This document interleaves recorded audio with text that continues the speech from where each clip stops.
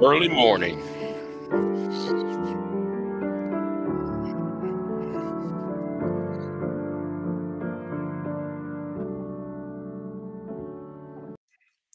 All right. In the early part of the late century, the early part of the 20th century, the late great 20th century, Sinclair Sinclair Lewis, um, might know him as an author, writer. Uh, he has some philosophy. He made this statement, and the statement is fascism. When fascism comes to America, it will be wrapped in the flag and carrying a cross. And for the past, I want to say since 9/11, you know what? Better yet, I'll go since I know some people might say the 1970s, some people might say the 1960s. Um, I'm gonna say when the second term of Bill Clinton, all right, or you know what? You know what? I'll take it further than that. I'll say ever since the Murphy Brown episode in the early '90s, where Dan Quayle was voicing his concern about you know women being single mothers, and then then you have Patrick Buchanan speech at the Republican National Convention in 1992 when he talked about the culture war. And Patrick Buchanan, for some, uh, uh, is a far right individual with far right policies. So close to that, he's so far right that he flirts with the fascist element within American society. So what we have, and let me do this as well. Let me do this as well because because it's somebody else's content. I'm going to respect their content, even though I do not like this individual. I'm going to say, section, 107 at the for fair use, for the Copyright Act of 1976 for fair use. So let me go ahead and play this. Right, this is what I've been talking about, and you know what? I might have to do a separate video because what I witness when I sit there and look at this person who's about to talk, I saw his. I went through his channel, and I'm not talking about the black man. I ain't talking about the brother right here, the bald headed brother right there. I ain't talking about him. I do got a problem with Courtney Minor, but that's not who I'm referring to. I'm referring to the white guy who's about to appear in a minute. I always been telling people follow the money. I always been telling people that there is a pipeline from the manosphere to fascist elements into into the Donald Trump campaign. So and and so right here I'm play something real quick so y'all can sit there and understand where I'm coming from. Some maybe we may have our first watcher, our first viewer from Antarctica, but wherever you are, hope you all are blessed today. I want to jump into a topic today with someone who you're hearing more and more from or about in regards.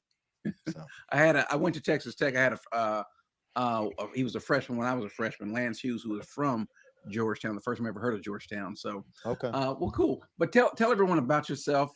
Joel is a pastor, so tell everyone about yourself if you don't mind. For those who don't know you. yes, sir.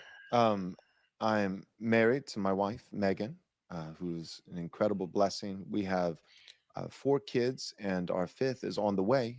Lord willing, November 1st will be the due date, and so we've got 3 girls, and then our baby boy, and now a fifth. The fifth child is also a girl, so we've got 4 girls and 1 boy. And I pastor a church called Covenant Bible Church in Georgetown, Texas. You can go. Now Georgetown, Texas, is north of Austin. Very, very, very white. Very, very conservative. So north is if you go north side of Travis County, it's about I don't want to say what within 50 miles from north of Austin at least. I'm just telling you where the pinpoint where the city and town is at. covenantbible.org. If you live in Central Texas, you're looking for a church. And then I started a few years back, just wanting. Well, at the time, it's kind of funny because at the time we were church planting. We had just moved to the Texas area, and so I had, including kids, I had a church of 20 people in my living room, sitting on the couch, and so it just. I thought, man, I want to redeem the time. Pastoral work takes time, but pastoring a church of 20 people, provided some. Freddie, yeah. That's yeah. That's the problem. I'm gonna say it right now, Freddie. There are a lot of pastors. There's a lot of churches like this down here. Louisiana's worse. I'm sorry, Louisiana, Mississippi, Alabama. They're way out there. In their beliefs and what they desire. And it's not about it's one thing to talk about the Bible and saying that wait, you know what, hold on, I've got to do something real quick, hold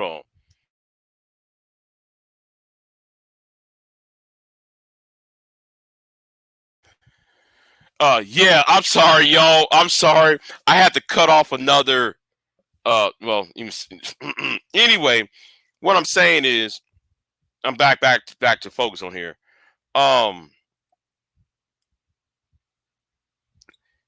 You got churches out here that's advocating to take away rights.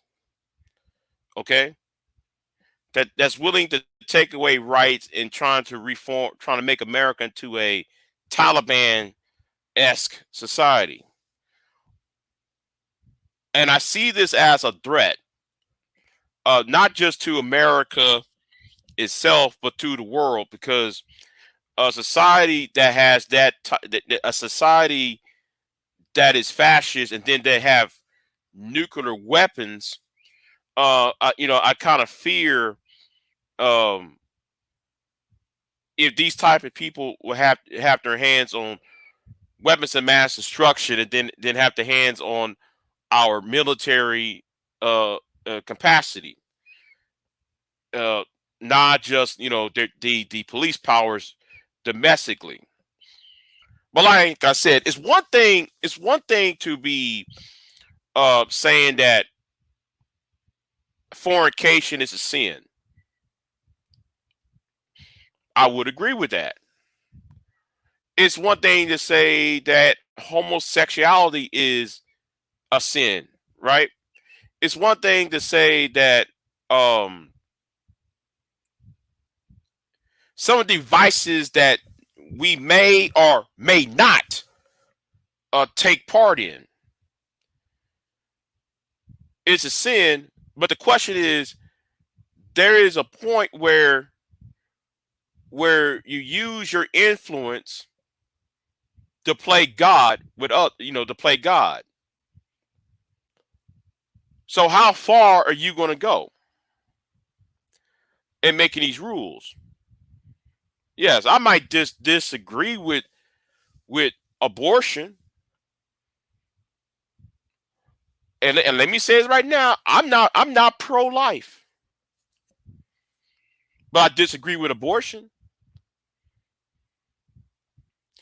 And there is a reason why I don't even though I might disagree with abortion. You see, I might do a video on why I disagree with abortion and why I don't consider myself, and I'm using quotation terms, pro-life. Is mainly based upon how far you're going to go with this anti-abortion rhetoric and anti-abortion laws. Are we going to try? Are we going to stop abortion because we're trying to control women, or are we going to is it based upon controlling women, or is it to sustain life? Because a woman could, there are a lot of women who need to have an abortion for reasons that might jeopardize her own health and safety and that of the baby itself. So for me, when it comes to abortion and when it comes to that issue, I cannot sit there. It's not a black and white issue, and you cannot have a black and white issue in a country that has a 380 million people living in it. This country got 380 million strong with different circumstances, and we need to stop. And every time we talk about abortion, I'm talking about abortion here, right? We cannot sit there and we cannot sit there and do the one fits all. We can't have a one size fits all policy concerning this matter because people have abortions for different reasons. People are not out here having abortions because, oh, I made a bad mistake. Oh, I got in bed with this man, this strange man, and that doesn't happen. I wish people would do more research on the why and not the how. If more people do about the why they have the abortion, they would think twice about the rhetoric and and and be more sympathetic to the person, the mother, and yes, the father who is caring about the health of that mother. Or if a teenage or a little 12-year-old girl got end up being touched by these gross men out here. A 12-year-old cannot carry a child. Now, not like that. So if we going so we need to have some things are not black and white. That's why when people said that they are conservative, I want to know what type of conservative they are. That's why I'm a little bit more libertarian when it comes to abortion and even even in gay rights. What you do in your bedroom is your business. Long as you not harming children or preying on children or grooming children. Long as you in the activity within the four walls of your own house with your own adult partner, who am I to judge? Because if you sinning with this man, you a man, and you're having relations with this other man, or you're a woman having relations with this woman, who am I to judge y'all when I'm fornicating with a woman?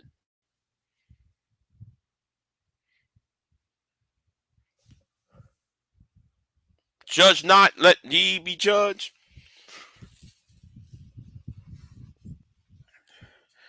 Oh man, do not listen, Fred. Do not get me started on Mark Robinson, the Lieutenant Governor of North Carolina, because I have a video. I had a video coming for that, but since people want to get me to their little beefs, I couldn't do the video because it would have been demonetized. I got demonetized and all that because I was going to cook the living hell out of the Lieutenant Governor of North Carolina and watch the thing. And how can he judge anybody about abortion when he and his wife had an abortion in 1992? See, we got to stop doing this. But anyway, let me get back to this video. I appreciate Freddie. You've been a loyal supporter of mine. Let's continue. Opportunity to do some other things. And so I started Right Response Ministries and just trying to do some podcasts and put out some material to be a blessing to the church at large. And it definitely took off. And so now I'm kind of doing my best to do both. And God keeps blessing it. And I'm just trying to be faithful and figure it out. Hey man, now you got two. You already start off with two marks against you, two Okay. big huge marks. One, no hair, but prayerfully as you grow in the Lord will cause you to be bald like me. Secondly, you are from California originally, right? No, I was born and raised in Texas. Oh, I you were. moved to Okay. Yes, sir. So I moved to California. It was kind of during the church planting movement, which I guess is still continuing, but in the early 2000s, church planting was all the rage. Guys like Tim Keller, Hmm. Acts 29, and so I was an Acts 29 guy for about 5 years. That's the organization that Mark Driscoll started, and then Matt Chandler took over. And so, because I became a Calvinist, and every guy in his 20s, if he was a Calvinist, he probably crossed paths at least a little bit with Acts 29 if he was a young Hmm. guy. So anyways, young, reformed, restless kind of thing, and by God's grace, grew up and matured out of a lot of that stuff. But yeah, church planting, the mindset was kind of like David Platt almost, right? It was just this missions kind of mindset. It's So I thought, well, churches are on every street corner in Texas. California needs the gospel, and those Hmm. things are still true. And so I went with the missionary mindset. But when we started having kids, and then 2020 happened with COVID and BLM and all these things, and I felt like it was time to go back home. We wanted to, my wife's parents are here. My parents Wait, why did you mention BLM for? Why you drew in that slick BLM for? See, nobody don't want to you know watch what people say and what they're not saying. are here. So there's lots of family. That was part of the reason. Political, cultural, raising kids, economic. We couldn't afford to buy a house in San Diego where we were. So there was a lot of reasons to make the move back. But to answer your question, Okay. to be fair, I was coming back to Texas. Okay. Okay. I am not a native Californian. Okay. Well, then we'll go ahead and take that strike against you off then. Okay. No, I'm just kidding. We got some wonderful brothers and sisters who are out there in California. We But do. now this issue of that we want to talk about this issue of Christian nationalism. Some know about it, some don't. Some think they know about it. And so, what is Christian nationalism? Yeah, that's a great question. It's tough. I mean, I have my definition. I'll give you that. But part of Hmm. the problem is with if you want to call it a movement, for lack of a better phrase, whatever you want to call it, is with anything like that. There are different expressions. So there's probably, I don't know, there's probably a dozen different conceptions of Christian nationalism, all the way from Marjorie Taylor Greene, to Stephen Wolfe, to Doug Wilson, to what I mean. There's just a lot of different expressions. But Yeah. to make it simple, we'll start simple. I think just about everybody would agree that Christian nationalism is, part of it is just a pushback on the globo homo jihad, for Hmm. lack of just this idea that, like, we're the one world order, globalism. Let's get America is just a set of propositions. It's just an economic zone. No one is illegal. No human being is illegal. Borders are oppressive, and we're just saying, no, nations are God's idea. You can do it badly, you can do it righteously. So it's just saying, we're not tribalistic. So this idea, you could have tribes and there's a strong sense of community. I think of sub-Saharan Africa, especially historically. But the problem is that tribes are unstable. There's lots of war and factions and things like that, so that it lacks stability. And then globalism has a whole host of problems. And so we're saying, all right, if those are the three main conceptions: tribalism, nationalism, globalism, well, we're not globalists and we're not tribalists. we're nationalists. And so then the question is just, well, what kind of nationalism? Is it going to be secular humanism? Is it going to be a Darwinian nationalism? Or is it going to be Islamic nationalism? Is it going to be pagan nationalism? And we're just saying, no, I think nationalism is the way to go. And I think it should be Christian. If that's what we're doing, let's have Christian nations.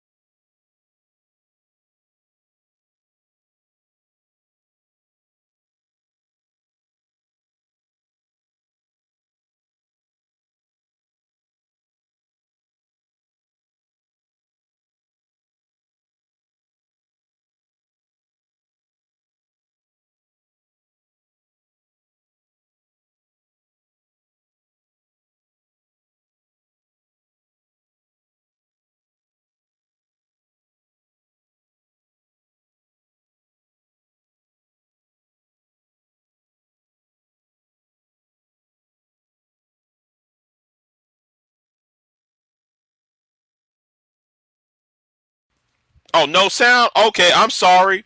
I'm sorry. I'm over here talking and ain't no sound. Yeah. Notice what he said though, Fred. And I'm glad though you caught on with that. But you was here. You was watching this as I was watching. So he ain't said nothing about no European tribe. He ain't said about no Native American tribe. He ain't said nothing about no Asiatic tribe. He said sub-Saharan African tribes, and then he talking about there was no stability. Let's keep it moving. And by the way, let me do this. Let me put this up here. I gotta put this up here. Let's continue. So okay, so how does that look? That is that a Christian Congress, Christian Senate, Christian president, Christian governors, Christian dog catchers, Christian teachers? How does that work? Yeah, well, obviously, it'll take time. Hmm. But but yeah, I mean, some of the major components, if you want to get into the details, I totally understand. So first, we want a nation that's distinctly Christian, that's publicly, expresses itself as a distinctly Christian nation. So um, I think, my opinion is I think that the Constitution of these United States is perfectly compatible with Christian nationalism. That's gotten me in trouble in the past. Things that I've said about the Constitution, but I've never condemned it. I like the Constitution. My point is just saying that we use a constitutional republic. So I'm not saying, hey, there's a problem with the Constitution. I'm saying, no, there's a problem with America. We don't keep the Constitution. Benjamin Franklin, what did you give us, Franklin? Well, I gave you a republic if you can keep it. And I don't think we have. So, Oh, wait, stop. Now, I hope my mic is not muted. Now, notice he mentioned Benjamin Franklin, right? Notice he mentioned Benjamin Franklin, and I guess he forgot about what Benjamin Franklin was about. Anybody who knows about Pennsylvania during the early days of the Republic and during the time when Pennsylvania was a colony, a colony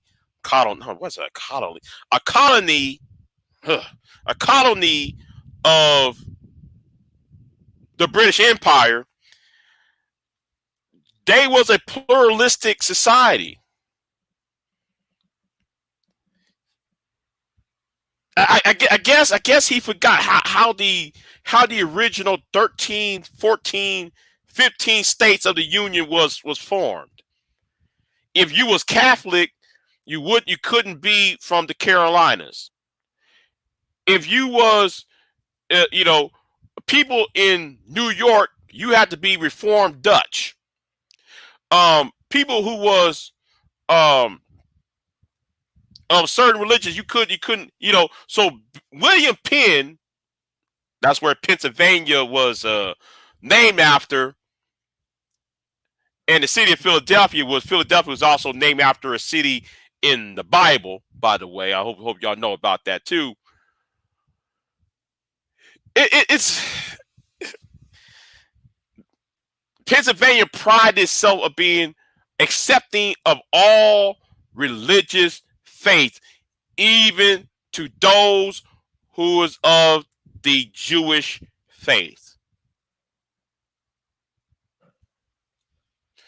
And yes, Freddie, why would he say Benjamin Franklin? And everybody know Benjamin Franklin has been having relations with a whole lot of women on both sides of the Atlantic.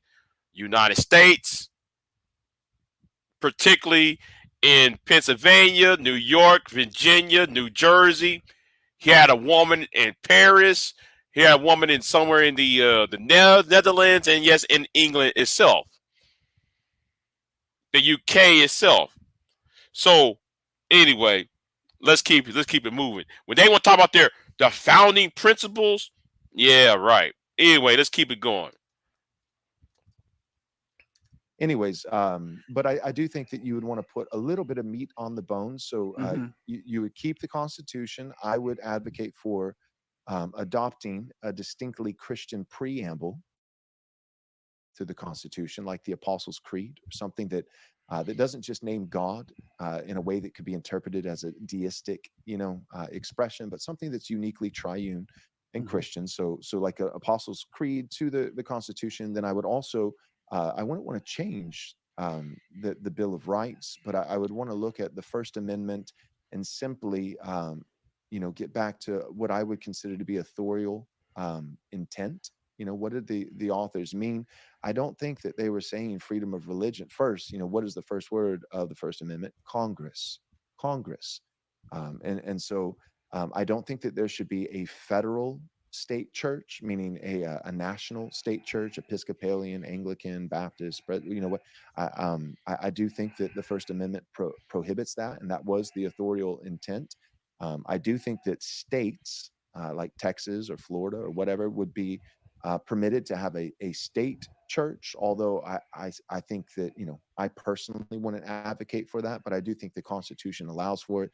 9 out of the or 9, arguably 10 out of the original 13 colonies had state churches, and so I do think that there's a precedent. Yeah, it called um the Church of England.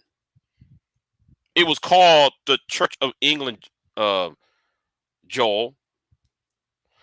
Yeah, exactly. Joel is okay with black believers as long as they know their place. So there will be no black leaders in his country.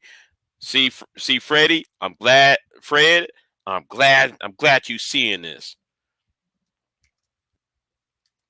For that, but I don't think that it's prudent. So the First Amendment, I would just say that the freedom of religion was not the freedom for satanic statues in the Ohio state capitol. It wasn't the freedom of Satanism and Hinduism and Islam. It was supposed to be the freedom of different denominations or religions that are within the framework of our one common Lord, different Christian expressions. So I'd want Oh, wait a minute. Now, I don't know about you, but if you go to any state capital, I don't know about everybody's state capital. I didn't went to anybody else's state capital, but if you go to the United States Congress and look at the statues, look at what's above the Senate chamber, what's above the House of Representative chamber. If you go to any of these houses of government, and you see these statues. Who's holding the book? Moses. So is Moses Christian? You see, you see how. Hold on, hold on. He said he had a sermon about loyal blood. We, you know what? I'm have to check that out, Fred. I'm have to check that out. But let me dress this point, right? Let me dress this point.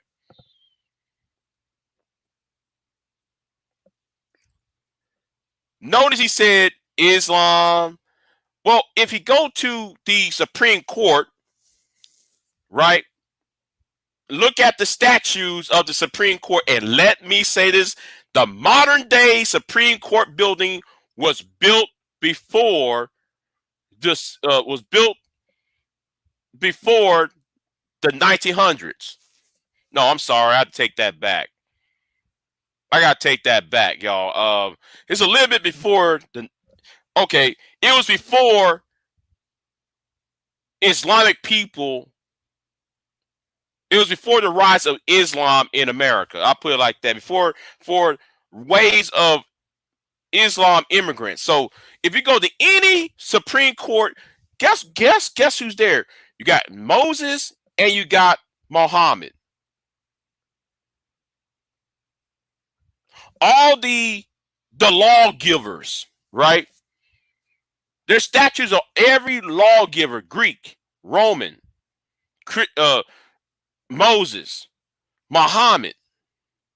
So are we supposed to just tear down Muhammad and the Greeks and the Roman uh, law people who is the advocate for law and justice? Is that now we got to tear down all these statues now? And these statues been around since the 1800s, by the way. There was hardly any Islamic person in America in the 1800s, unless you was a Moorish ambassador or something. But anyway, let's keep it moving. Want to nail that out with the First Amendment, and then pass the first 10 amendments. I do think that some of the latter amendments should be reconsidered. And no, I'm not talking about the 14th Amendment. The 14th Amendment, I'd like to see that be used in its full capacity to protect the unborn child. Okay, and I don't mean because I do want to get to this point, kind of how the framework works out. But when you say, well, first of all, let me ask this question: is what you're advocating for? Do you think that this is found to be something biblical? In other words, is this a mandate for us to do by God, or is this more, you know what, I would like to see this happen? And is this, because the question that comes up, is this really kind of born out of frustration? You see something happening, and I'm not sure how old you are, but I was born in 72. And so I remember how kind of the world used to be, even though with all the little issues, we still, as we used to say, we had some sense, not like we see today. But the more that you kind of compare how things are with how things were, how things are getting, there's a level of frustration. You walk down the street, you go here, you go there, you see all these different things on TV, or you experience them. Is this really born out of frustration? We want to get things kind of to be make things better, or is this born out of something that the scriptures tell us to do? Is this a mandate that we can find in the scripture saying we ought to do this, or I'm just sick of the way things are and I want to get things back to where they ought to be? Yeah, that's a good question. I think it's, three parts. I do believe it's biblical. So I think it's scriptural. Beyond that, I think it's historical. Um, I think that's what we saw, for centuries in European nations and with the founding of America.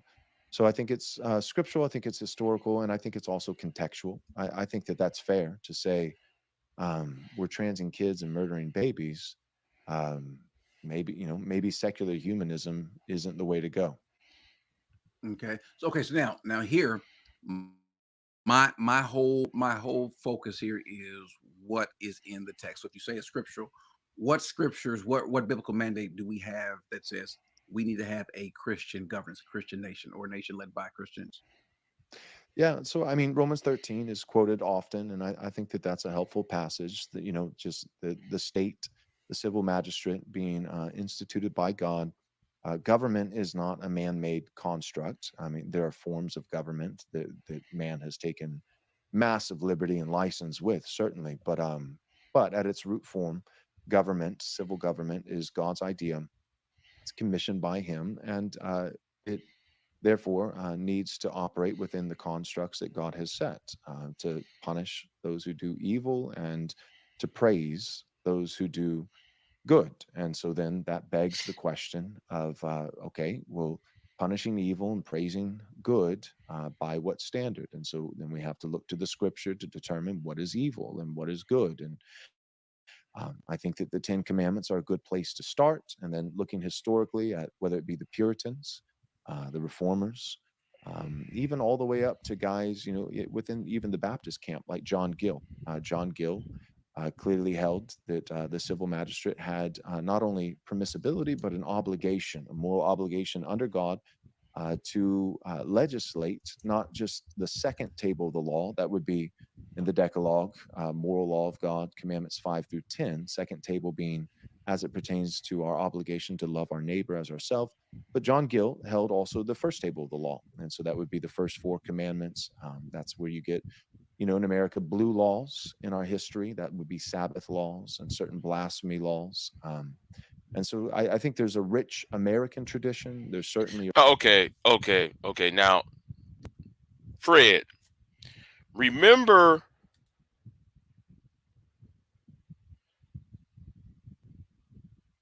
hold on. I know you probably doing it. However, if you're not, I would check the right wing channel. Yeah, you know what? I'm gonna have to go over there, Fred. I'm gonna have to go over to the right wing channel, watch channel. I remember that channel, but I'm not sub to that channel. What's going on, Queen Sun Kiss? And notice he said the Puritans. I want you to know he said the Puritans. What did the Puritans did?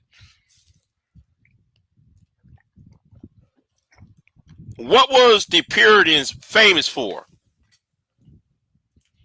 Better yet, let's name two things that the Puritans was infamous, not famous, infamous for.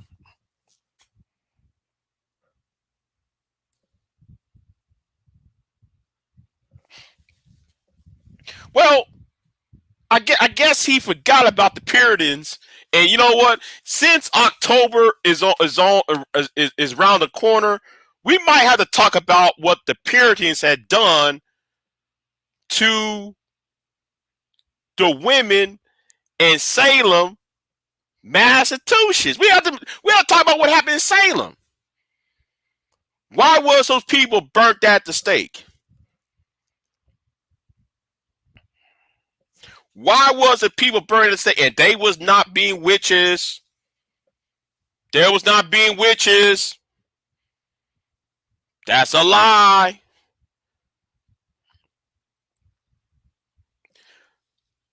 Let me talk about that for a minute. I'm going to talk about what happened in Salem. I'm going to talk about what happened in Salem. Salem had what? A bunch of white women who was being pastored by their black slaves. Uh-oh. Let me say this again. Let me say this again so y'all can hear this. So y'all can hear me. Those white women was burnt at the stake because their black servants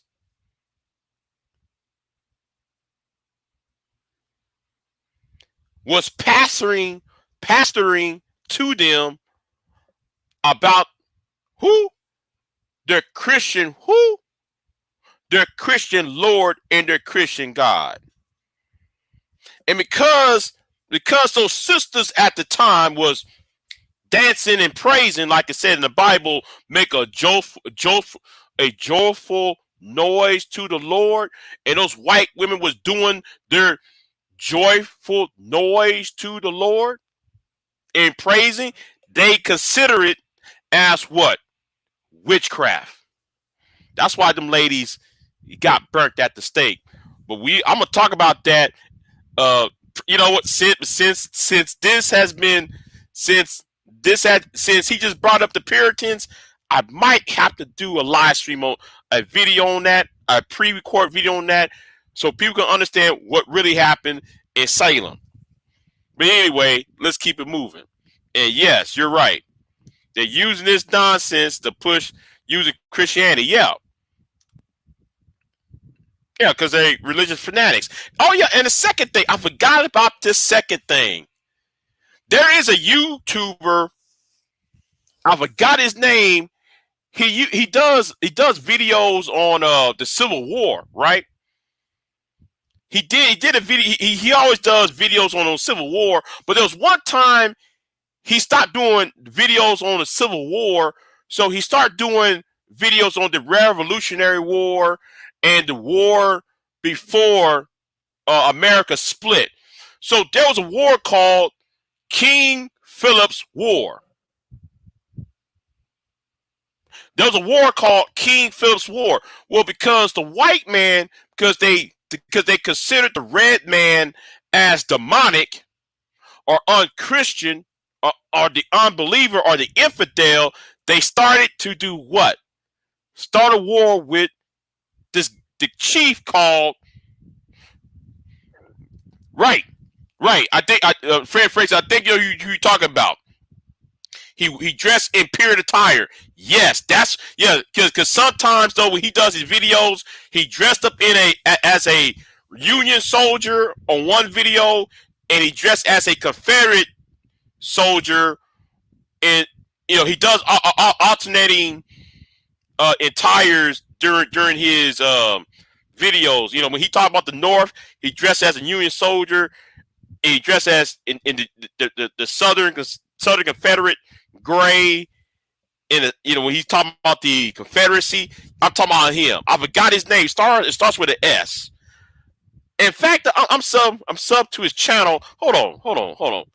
I know this sound bad, yo. Hold on. I know this sound bad. You know what? I'll search for his channel later on. I forgot. But he stopped making videos though. He stopped making videos for some reason. Anyway, let's continue.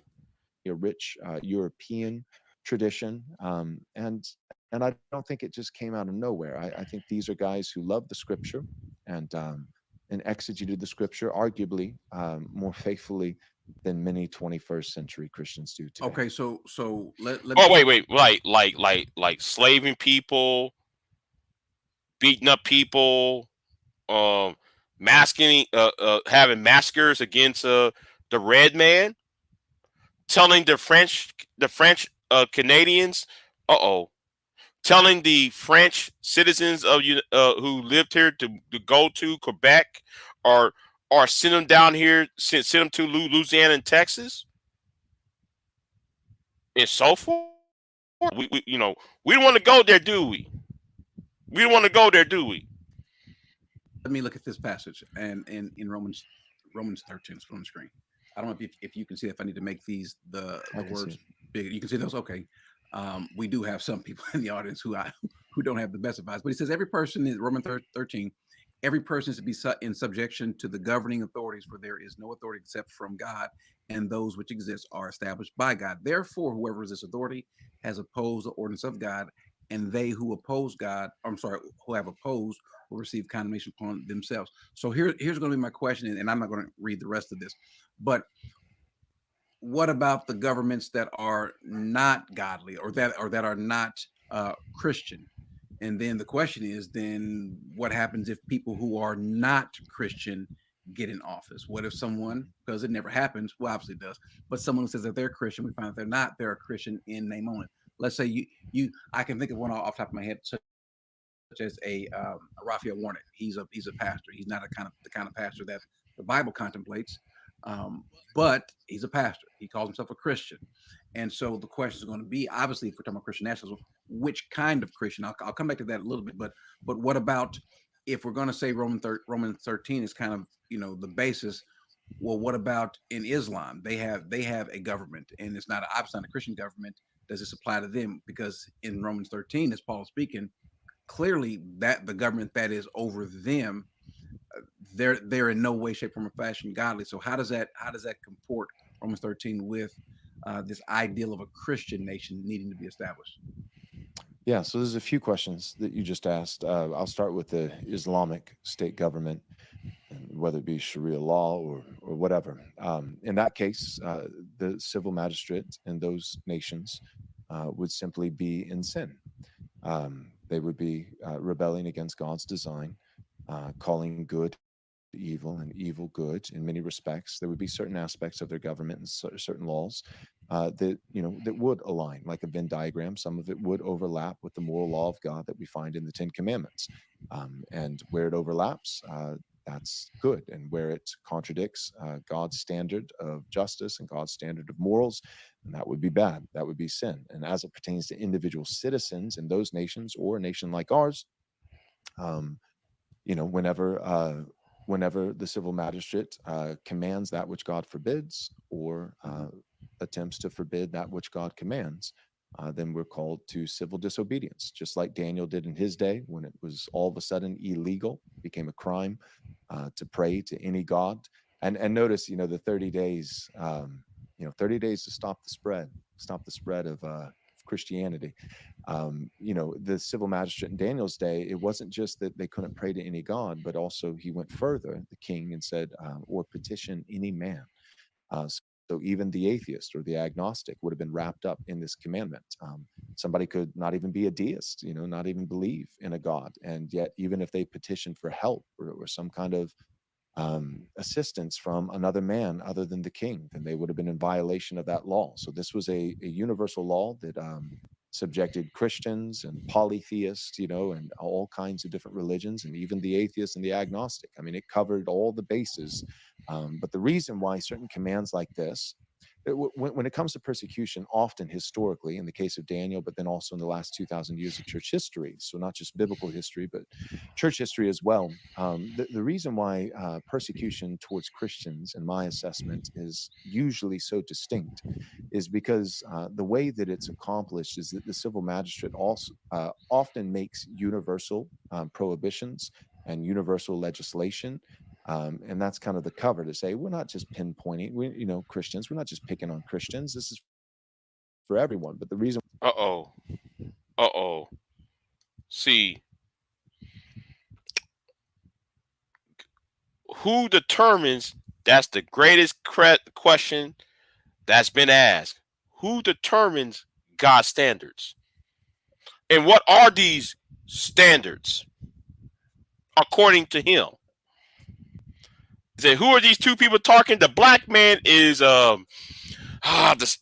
can't stand him. He's one of these. Yeah, he was interviewing Anton Daniels, Corey Minor, and the white guy is a Texas pastor by name of Joel Winton. And I tag you in my comments in my community tab, Queen, twice about this. Anyway, we could continue this real quick. why the Christian falls in the crosshairs most uniquely is because the Christian, his conscience is bound by the word of God to object in a way that others don't. The polytheist is far more comfortable for 30 days appealing to the king and not appealing to Thor or whatever other god he might have on his pantheon, of idols. Whereas the Christian doesn't have that luxury. The Christian has been commanded by the one true God, the triune God, to love the Lord his God with all his heart, soul, and mind. So all that being said, my point is just to say that in an Islamic nation, or even in a Christian in name only nation in the West, what do you do when the civil magistrate is in contradiction to the word of God? You go with the word of God. Okay, see, I can go with that. If what the government wants us to do is contrary to the scriptures, we are not going to obey that, and that part I agree with. But taking those passages to say that then we should seek to establish a government. By the way, I'm fine if the president is a Christian. I'm fine if all the members or majority of members of Congress are actual believers in so forth. If the school district is led by believers and the VA and hospitals, I'm fine with that. But I don't see a mandate from it. What I do see is that, because one of the things I always make is that God isn't always trying to change the stats, change you, or change the situation, but He wants to see what you're going to do in the situation.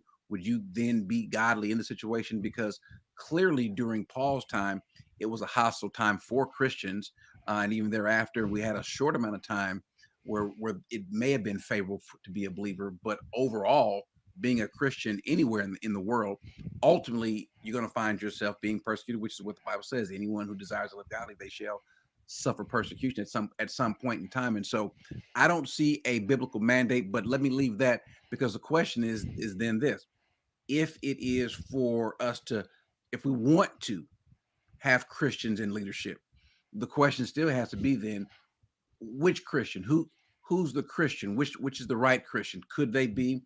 What about a Pentecostal Christian? What about someone who is an Arminian? What about someone who might disagree on this or on that? What kind of Christian? Then ultimately, who determines? And then third, what if we find the person isn't a Christian? Then what do we do then? What's the punishment for not acquiescing to what we want as a government or a society? Yeah, that's a good question. Most of the Christian nationalists that I would be, personally affiliated with, in relationship and partnership with, um, would all be of the persuasion. We would use this terminology. We would say that the Christian nation that we conceive of would be creedal and not confessional. Um, so we're not advocating for the United States, for instance, to adopt the Westminster, Confession of Faith, or the London Baptist, second, London Baptist 1689, but rather creedal in its foundation, which is why I said earlier, adopting a distinctly Christian preamble to the Constitution. And I suggested, for instance, the Apostles' Creed or the Nicene Creed, or something like that. So, in other words, to answer your question, at the federal level, the national level, it would not be any unique particular expression of one denomination of Christianity. So it wouldn't be Pentecostals are out, or Arminians are out. It would be creedal, and so there would be a large tent in that capacity. And as I said earlier, individual states could be more particular, although I do perceive that there could be certain problems with that.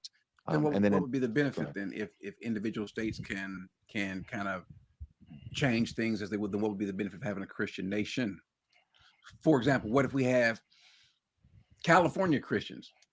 For example, the California way of being Christians, which, and I'm sorry for you guys that are in California, but let's go ahead and go with the stereotype that Christianity is hard in California, and sometimes different, uh, versus, let's say, a Christian that is maybe, let's say, in, I don't know, somewhere in East Texas or West Texas type of Christian, or the Austin type of Christian. Well, then what's the point of having a national Christian government then? Well, because all of the states within this conception would have to fall underneath that large creedal banner. So you could have, Hold on, let's let say, me, let some. me go and fast forward. Hold on. I gotta fast forward because there was something he said that it was something else he said that was crazy. I'm trying to find it now. Here. Wait. Hold on. You know what? That's at what? That's at the 42-minute mark. Let's go a little bit. Let's go a little bit up over here first. Second Timothy chapter 3, it could be referring to the return of Christ, but it also very well could be saying that in the same way that the Spirit of God moving through Moses ultimately exposed the folly of Jannes and Jambres, to where Egypt was actually defeated in a Mm-hmm. temporal earthly way, that mind and disqualified regarding the faith. But Tells us that it is going to get worse, and so well, 24. let's I'm real sorry. quick, let's look at the text from Timothy. Okay. Nathan, can you bring my Bible? It's right here. Or that, I prefer that one. Yeah. Thank you.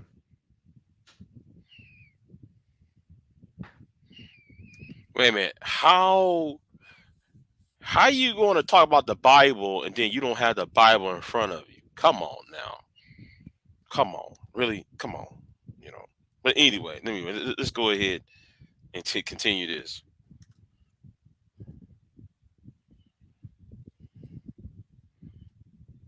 So, and you know this, Corey, you talk about this a lot, but a lot of it just depends on your hermeneutic, you know, how you exegete the scripture, how you read the scripture. No, you know what? Hold on. We're going to go a little bit further than that. You know, the hall of faith that we have in Hebrews chapter 11 also lists certain examples of, you know, Joshua, you know, overcoming whole armies by the power of God. And so there are instances of persecution and what seem, you know, temporarily in that moment seem like defeat. And then there are instances of victory, political victory, military victory, and not just a spiritual 17th dimension victory. Hey, yeah, that's exactly what I meant. I stand by that. Or let me make this. Let me add a nuance to it. Let me explain what I'm saying. So let me. We're gonna start right here. Still do that, and so it just seems to me that it's a plan that seems nice. It's not a plan that I don't think that God has called us to do, and it's a plan that has just never worked. So now I do want to get to this. I want to come back to this in just a little bit. But real quick, Corey, I'm sorry, where's the help me out? I'm probably just missing it. But where's the bad men go from bad to worse? Which verse was that? 13. I'll put it back on the screen. 13. Indeed, all who desire to live godly, verse 12, in Christ will be persecuted, but evil men and impostors will proceed from bad to worse, deceiving and being deceived. Yep.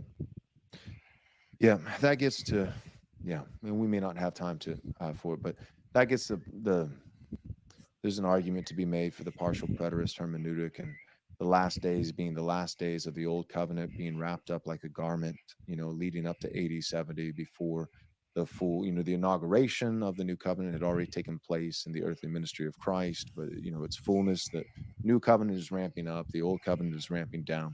But I know that we won't agree on that one. I do want to come back to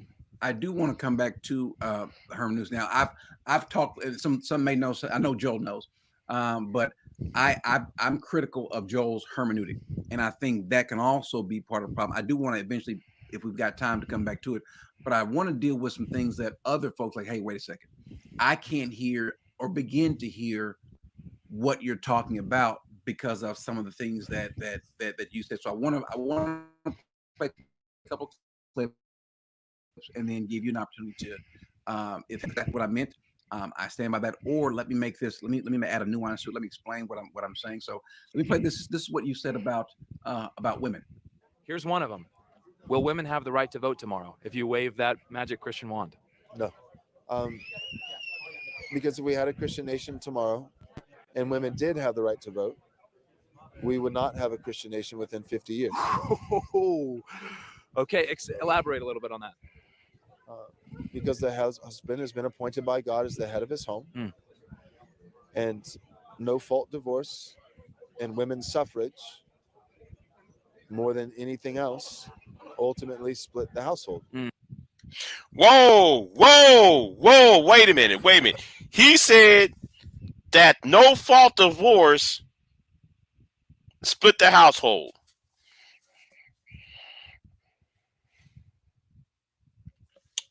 I guess that he kind of forgot who backed no fault divorce. I guess he forgot when the women gained the right to vote, what happened when they gained the right to vote.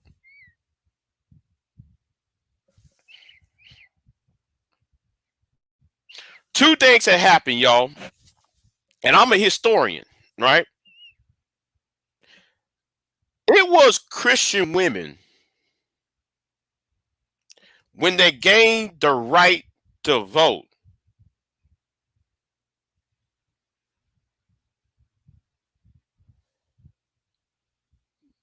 alcohol was what? Abolished. Drinking alcohol, there was the prohibition period started when women had the right to vote.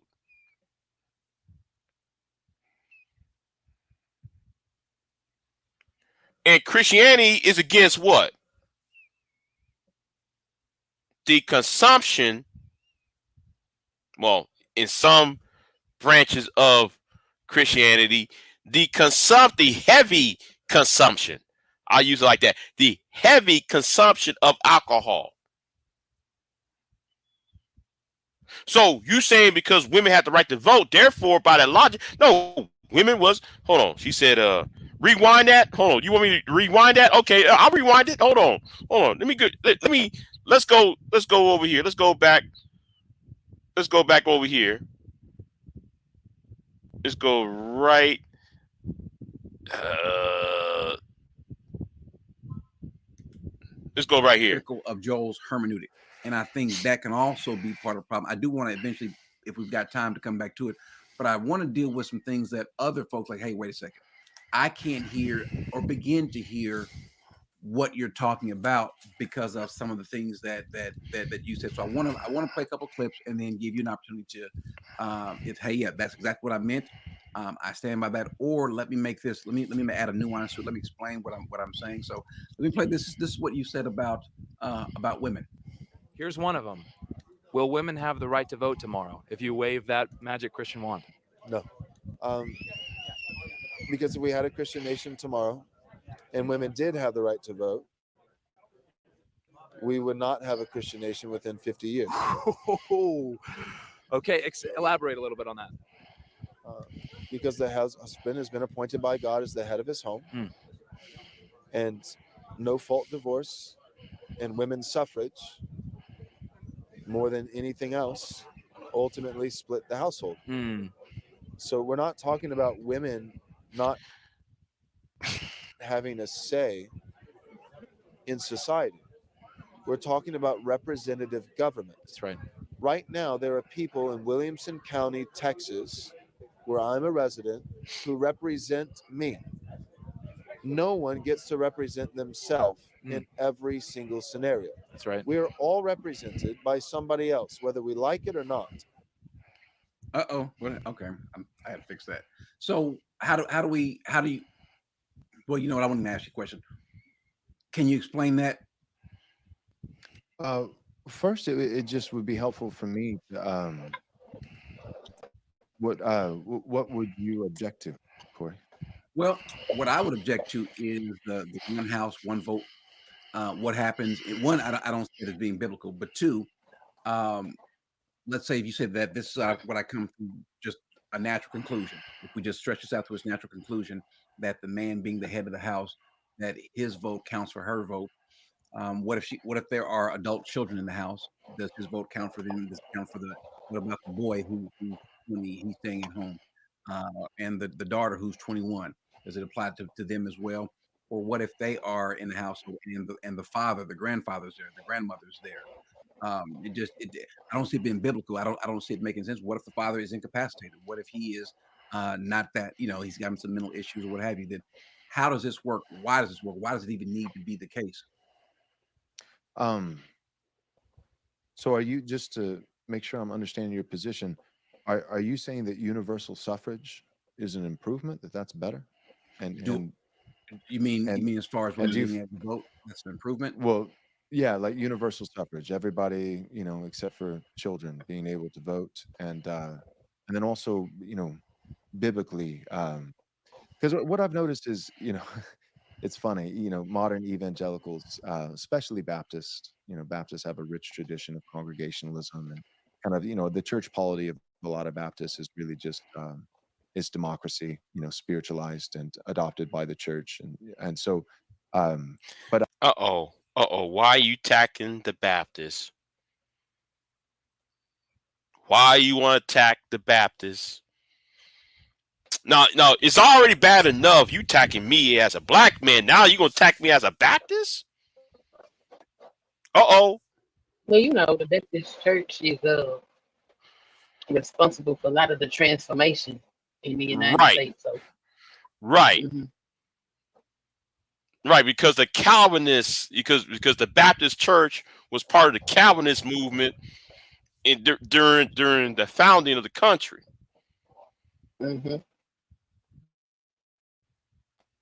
See, It, go ahead. have he made his statement about women yet? You like you want to go back to that and rewind that? Yeah, I want to hear what he said. Actually, it comes back. It comes back around. But you know what? You know Okay, what? I'll rewind it back. I'll rewind it back for you. Hold on. okay. Rewind it back for you about 3 minutes ago. Hold on. Where's that at? Where is it at? Yeah, right at the 41 minute mark. Yeah, right here. It's hey, yeah, that's exactly what I meant. I stand by that. Or let me make this. Let me add a nuance to it. Let me explain what I'm saying. So let me play this. This is what you said about women. Here's one of them. Will women have the right to vote tomorrow if you wave that magic Christian wand? No. Um, because if we had a Christian nation tomorrow and women did Saying have the no. right to vote, we would not have a Christian nation within 50 years. Okay, elaborate a little bit on that. Because the husband has been appointed by God as the head of his home, and no fault divorce and women's suffrage, more than anything else, ultimately split the household. So we're not talking about women not having a say in society. We're talking about representative government. That's right. Right now, there are people in Williamson County, Texas, where I'm a resident, who represent me. No one gets to represent themselves in every single scenario. That's right. We are all represented by somebody else, whether we like it or not. Okay, I had to fix that. So how do you? Well, you know what I want to. Okay, you got that part, Queen? You Yeah, want to I comment got on it. that? You want to That's comment on that? crazy. He one of these. He want to take women's right to vote. Right. And Freddie and I was in the chat room. Freddie right here. Hmm. My moderator. He was in the chat room with me during all this. And I was like, because Oh, like y'all. I came in during. Yeah, I came in right at this point. And I This is came in. I'm crazy. like, I'm listening to it. I'm like, what the hell is this? What is this? Now I thought when Anton was over here, it was crazy. He went crazy. Corey, but you gotta watch Corey. You gotta watch him. But you gotta watch him because he won't. He be flirting with the whole. Yeah, we need to do this to women and shit. But let's continue. Ask you a question. Can you explain that? First, it just would be helpful for me to what would you object to, Corey? Well, what I would object to is the one house, one vote.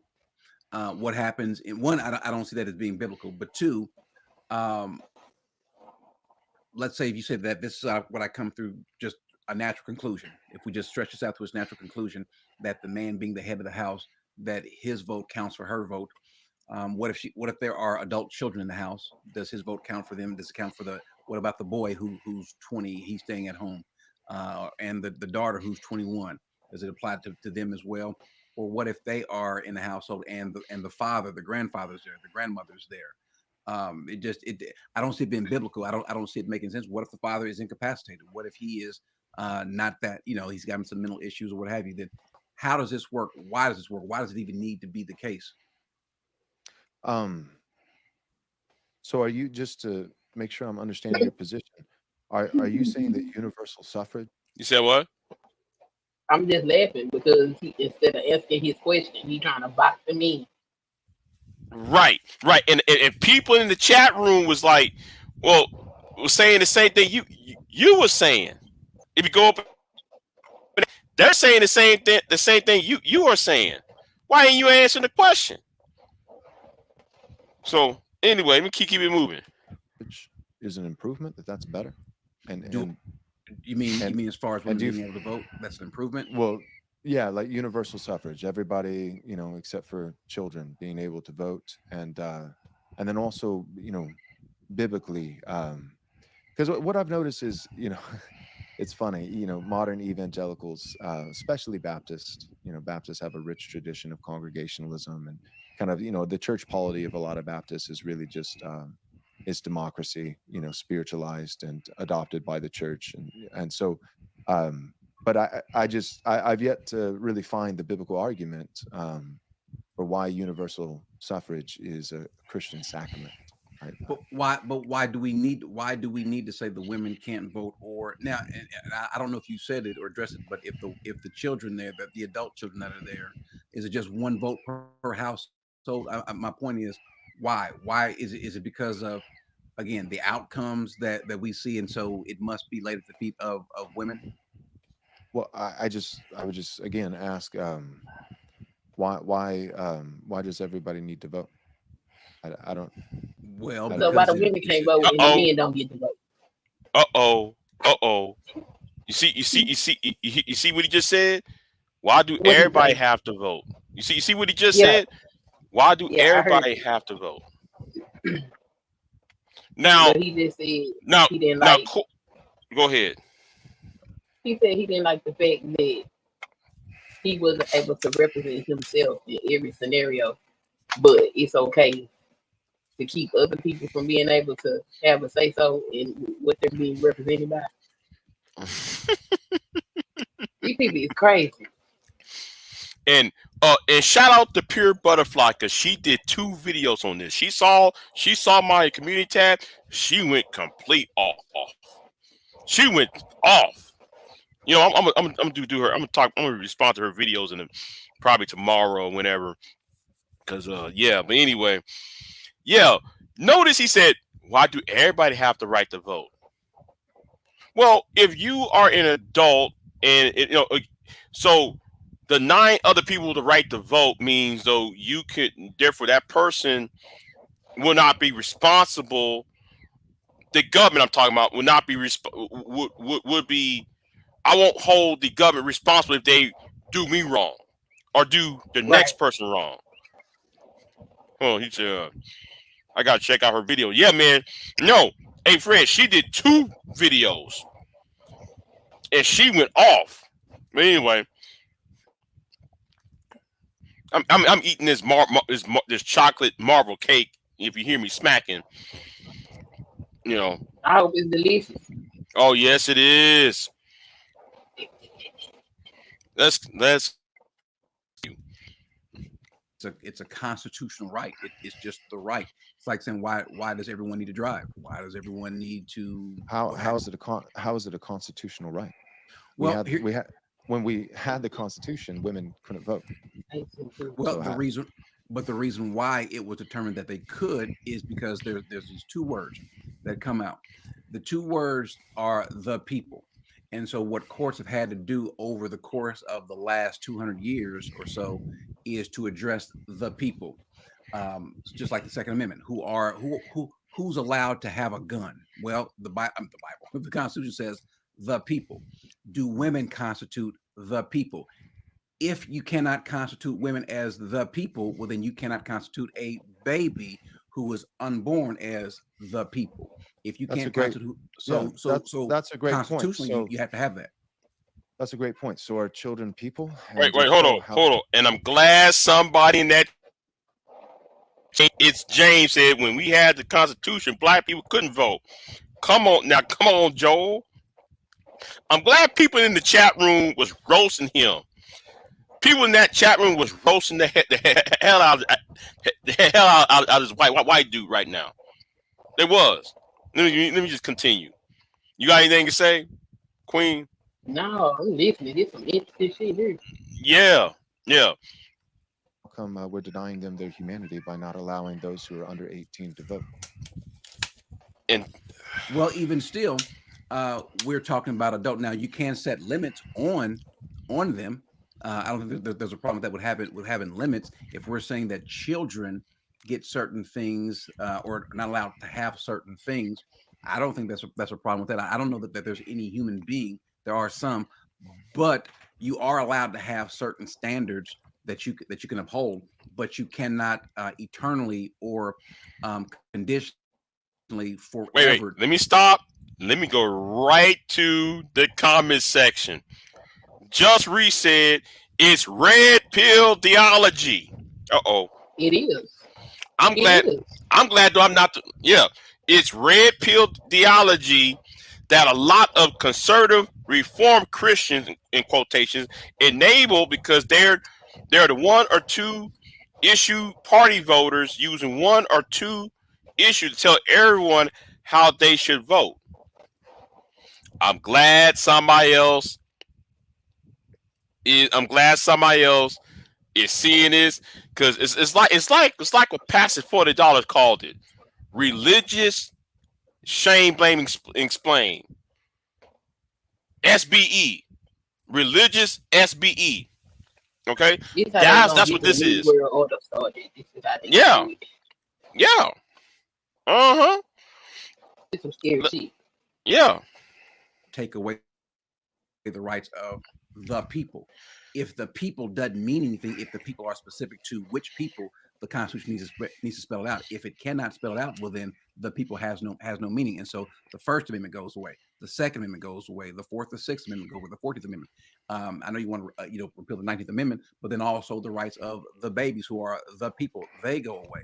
And so you got to just go by the word. Now, if you want to have a new constitutional convention and state that we need to go ahead and remove the languages, that's fine. But one, you're not going to get the votes because Yeah, I don't think you have to remove the language. I think the language is good. So Wait, stop. Let me go right back to that chat room. Faith LH says Jesus himself. Jesus himself lifted women out of the mud. The story of Boaz, the lady at the well, lady who was on the ground. She reached for his come on. For his garment. Yes. And the Lord turned around and said, healed. "Who touched me?" Yep, yeah, and was healed. Came out of him. Yep. These people gotta be the same as they feel. See, they act like everybody else don't read that Bible though. They act like nobody never went to Sunday school. Yeah, next is the right to read. You know what I'm saying? and I'm gonna say this right now. Who was mostly loyal to the Lord? It wasn't the men. Hell, even now, shit, you gonna find more religious women than you gonna find religious men. Okay, I'm gonna put it like this. Everybody said that Julius, not Julius. What's his name? That sold him out for 10 pieces of silver, 20 pieces of silver. Judas was not the only one who betrayed the Lord. Because wasn't the other disciple who was questioned, who is this man? And he said, I don't know this man. Paul. No, it wasn't Paul. Paul wasn't there yet. It was Paul. No, yeah, Paul wasn't there. No, that was Peter. No, that was Peter. Right. Yeah, Peter. Yeah, Paul. See? Peter had to put his hand on the ground. I don't know this man. That was the second betrayal. Everybody else did what? They ran. They didn't sit there trying to fight the army, fight the free the Lord. They ran. They hid, except for who? There was two women that was at the cross praying, who was witnessing all of the who were crying out, begging for them to stop whipping and beating and abusing the Lord, put him on the cross. You see, who was the most faithful? The women were. But and this is what I'm trying to tell that to them Hebrew Israelites. How can you say that God, that man is only that men are created in the image of God, but women are not created in the image of God? So if women are, you know what? I'm gonna leave that alone. We gotta leave that alone because that's going to create another bubble. That's why I don't like them Hebrew Israelites, because of their worldview. And I always ask this question to them Hebrew Israelites, especially your Pastor Dows of the world. Okay, well, if women are not created in the image of God, how come she gives birth to you? Huh? You see what I'm saying? If you're not created in the image of God, how come she gave birth to you? How come you got half of that woman's DNA? And that's why people are like, wacky word of old. That's why somebody, I shouldn't say no names, don't like Big J. Because the truth been told. They don't like me. I tell the truth. Make that make sense. Pastor Dow. Make that make sense though. What's the name? Ringo TV Raw. Make that make sense over there at the Hebrew Israelite click over there. While y'all over there trying to blaspheme Christians and Jews and Muslims. But anyway, let's keep it moving. Let's keep it moving. So what about the word "the people"? Are women contemplated in the Constitution? Are children contemplated in the Constitution? That's the argument. I think they are. See, why do Corey? See, and this is how dumb Corey is, right? Corey is being led by Joel. Corey's trying to make it about women. But why are you against women having the right to vote?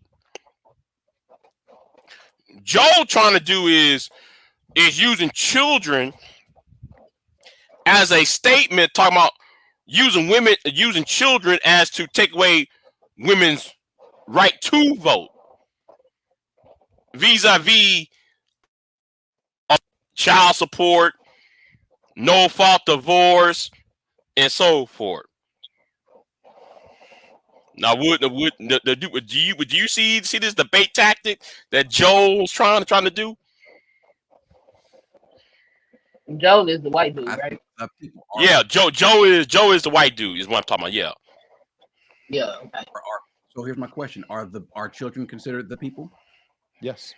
Okay. And the one thing the courts have never done, they never addressed it. When hopefully that's the goal. Hopefully it happens that the courts get an actual case that has standing to go before them to where they have to determine that the babies are the people, because there's no biological metric that they can use to deny the babies are the people. There's no way they can say the babies are not the people. And if babies are the people, that means those babies, male and female, are the people. We can't say the male babies are only the people and not the female babies are the people. So if everyone gets the constitutionally mandated protections for the people, then that also naturally extends to women. So I'll be right back, Queen. Not with this Constitution, with this country, with this America, you could not eliminate that, because you would have to eliminate the first, the second, the fourth, the sixth. There's just no way you couldn't do it. How, if you're going to leave the people in, well, then how do you do so? How do you get past that? We had the First Amendment, and we had the First Amendment before we ever had the 19th. We had plenty of time on the books in our history where household votes were through male headship with the First Amendment, the people, and yet women couldn't vote. And again, you still haven't answered the question in terms of children. So I'm saying, yes, children count as we the people, and all those provisions and all those rights in terms of the protection of the life of children, including the unborn child. And from the moment of conception, the 14th Amendment, I would apply to the issue of the sanctity of life for the unborn. All those things can be applied without saying to deprive a certain individual of a vote is not depriving an individual of personhood. It's not depriving them of. Yes, yeah, forever. We could all I'm just saying conceptually, if we're talking theoretically, you could have a monarch, a monarchy where no one can vote, including men. And voting. Here's the point: I do not believe you can make a biblical, nor can you make a constitutional argument that voting is a human right. Well, you would only do so. You would only do so according to or with the Constitution. I mean, we're talking about our country that is governed by our Constitution, right? And so, because of that, our Constitution lays a framework of our country. We can limit things, but we can't limit things in perpetuity. In other words, we can't say that this person doesn't have this right for so long. For example, the 19th Amendment only seeks to clarify a redress that people did not see in the Constitution, because the courts have stated, in agreement with the 19th Amendment, that they clearly are the people. They're part of they are part of who is contemplated in the First Amendment. Who's contemplated? Because are we saying that only men have freedom of speech? Are we saying that only men have the right to carry a gun? Right. Are we saying that only adults have freedom of speech? Are we saying that children are not we the people, that children are not, they don't attain to personhood until the age of 18? And why Nope. 18? Like, see, I'm just saying that you can argue both sides. Nobody's Uh denying. oh. Uh oh. Uh oh. See, why do he keep doing that? Why he keep going back to the children part? And I want you to know. I want you to notice what he just said, though, right? He said about the children part, or Mhm. what that about children of age 18? Is he talking about age of consent? Lowering the age of Possibly. consent? Possibly. See, right. But let's keep it moving. The personhood of a child who's 15 years old simply by saying that that child does not yet have the right to vote. Until a child reaches whatever the government determines to be that particular age of consent, and in certain things it varies from state to state, but you cannot limit that in perpetuity. In other words, we understand that children are fundamentally different in their biological makeup, their mental makeup, and so forth, maturity wise. For a time being, my 2-year-old didn't have the capacity. He couldn't tell you what a president is. Well, not my grandson. He could, neither of them or my grandchildren could tell you what a president is or what they do. And so you wouldn't have that. But do we take away that right forever? Sure, we are allowed to, according to the courts, we are allowed to restrict certain things.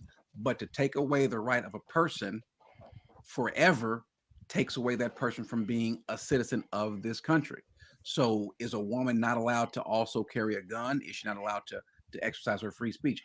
Children are allowed to exercise free speech to the same degree that we can. They cannot do it in so much as it would interfere with someone else's liberty. A woman voting is literally this is why this is one of the arguments and why it was granted, is the 19th Amendment necessarily is connected with the First Amendment. You mean to tell me she can't express her right? Because if she can't express that, what else can she express? So if her husband is beating her or what have you, she can't express any concern with that. She absolutely has that same right.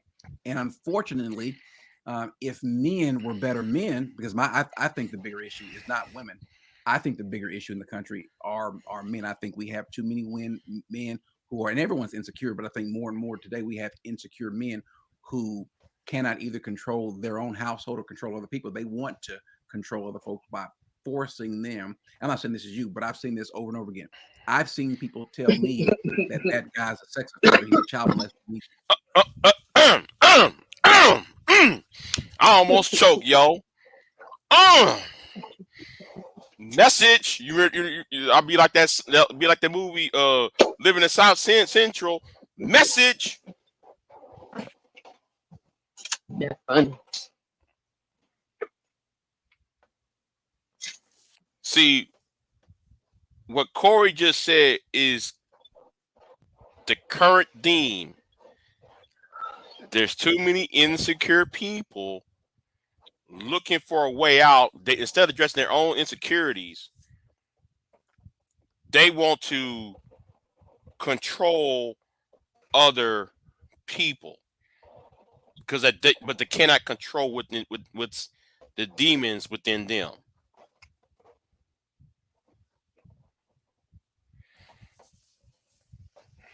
He needs to get killed. We need to do something to him. That's crazy. And my Yes, it is. Well, go ahead. Yeah. It is crazy. It is crazy. do it. This Not that I want anybody to conversation kill, is but the crazy point as was, hell. you want me to do your bidding because you can't do it. And I think that's what's happening in a lot of these circles. People want other folks to do their bidding, not themselves, and they don't have a rational argument. I say this: how about if men were godly men and led women and led their children and led their societies?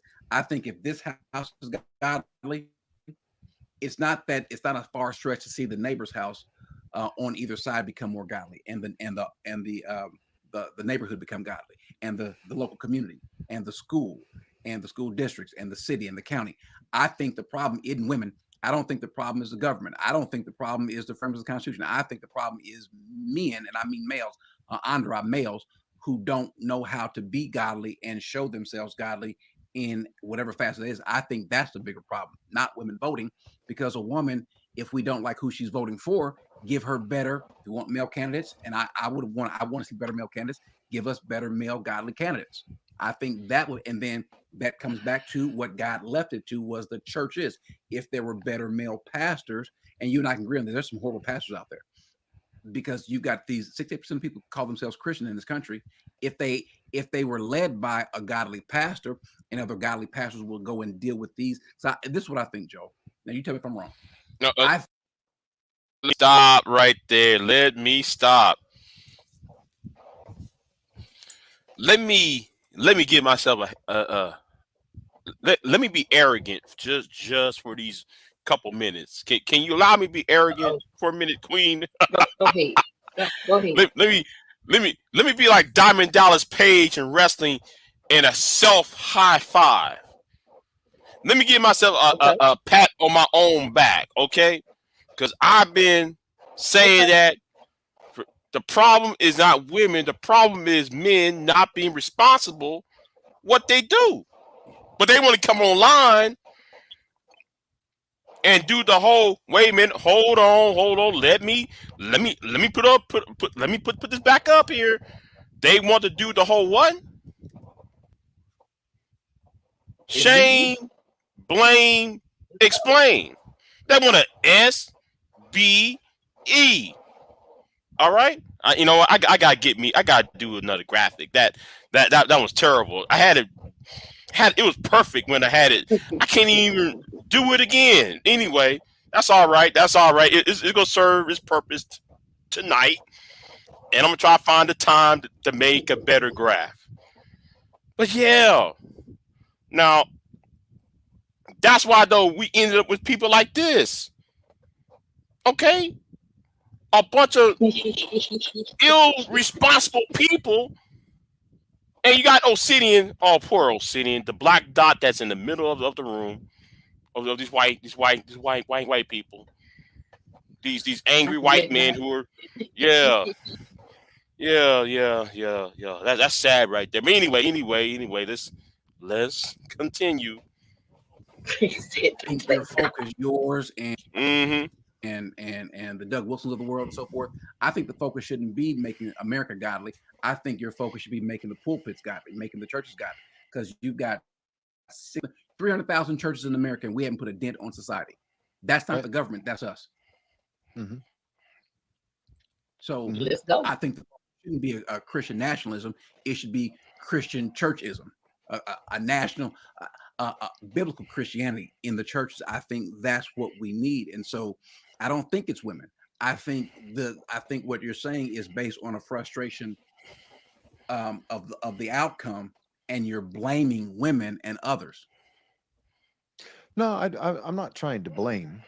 Certainly, that's the whole idea of federal headship. Is that at the end of the day, individuals are responsible. They have moral culpability for whatever sins they commit.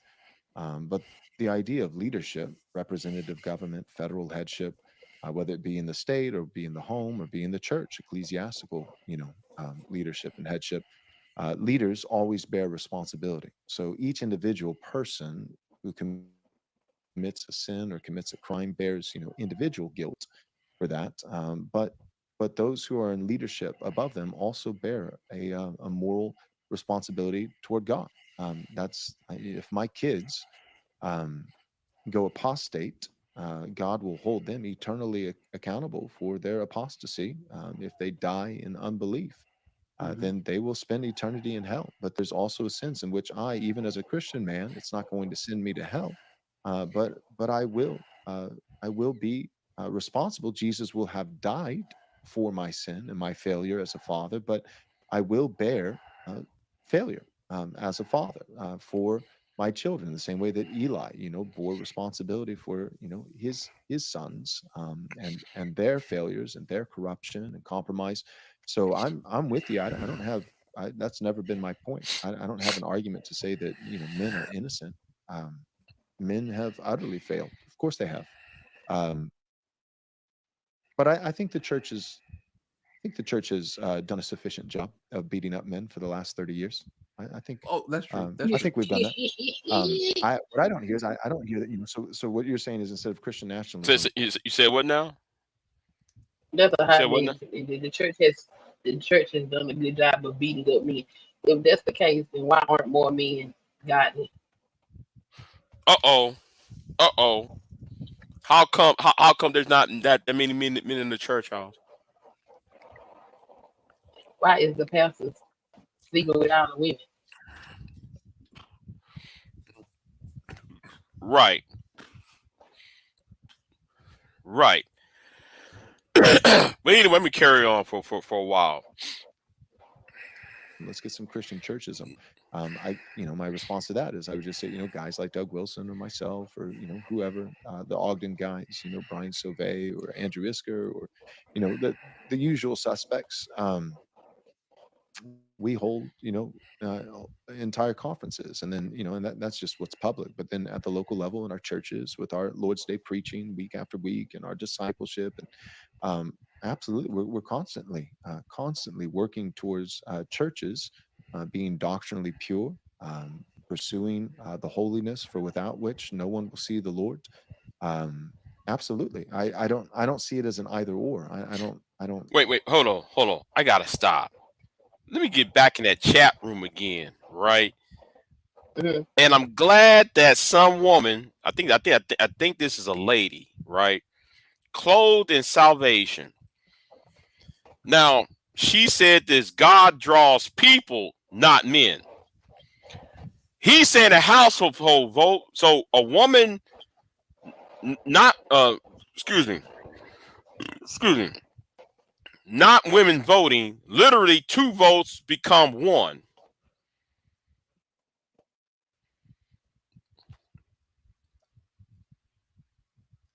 Right. Well,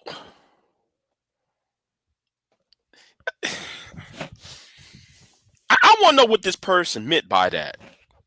Two votes become one, or is it me, or is the person is saying, well, okay, because the household vote, therefore he goes to the voting booth based upon the vote within inside the household, or Yes. huh? Yes. Oh, okay. He votes for the whole household. Okay, but let's look at it from a mathematical perspective, right? Let's look at it from a mathematical perspective. Let's say all Mhm. these conservative women. No, no, no, no. Let's use 2016, right? Let's say all those conservative white women did not vote. Will Donald Trump be Mhm. president? The answer Probably is not.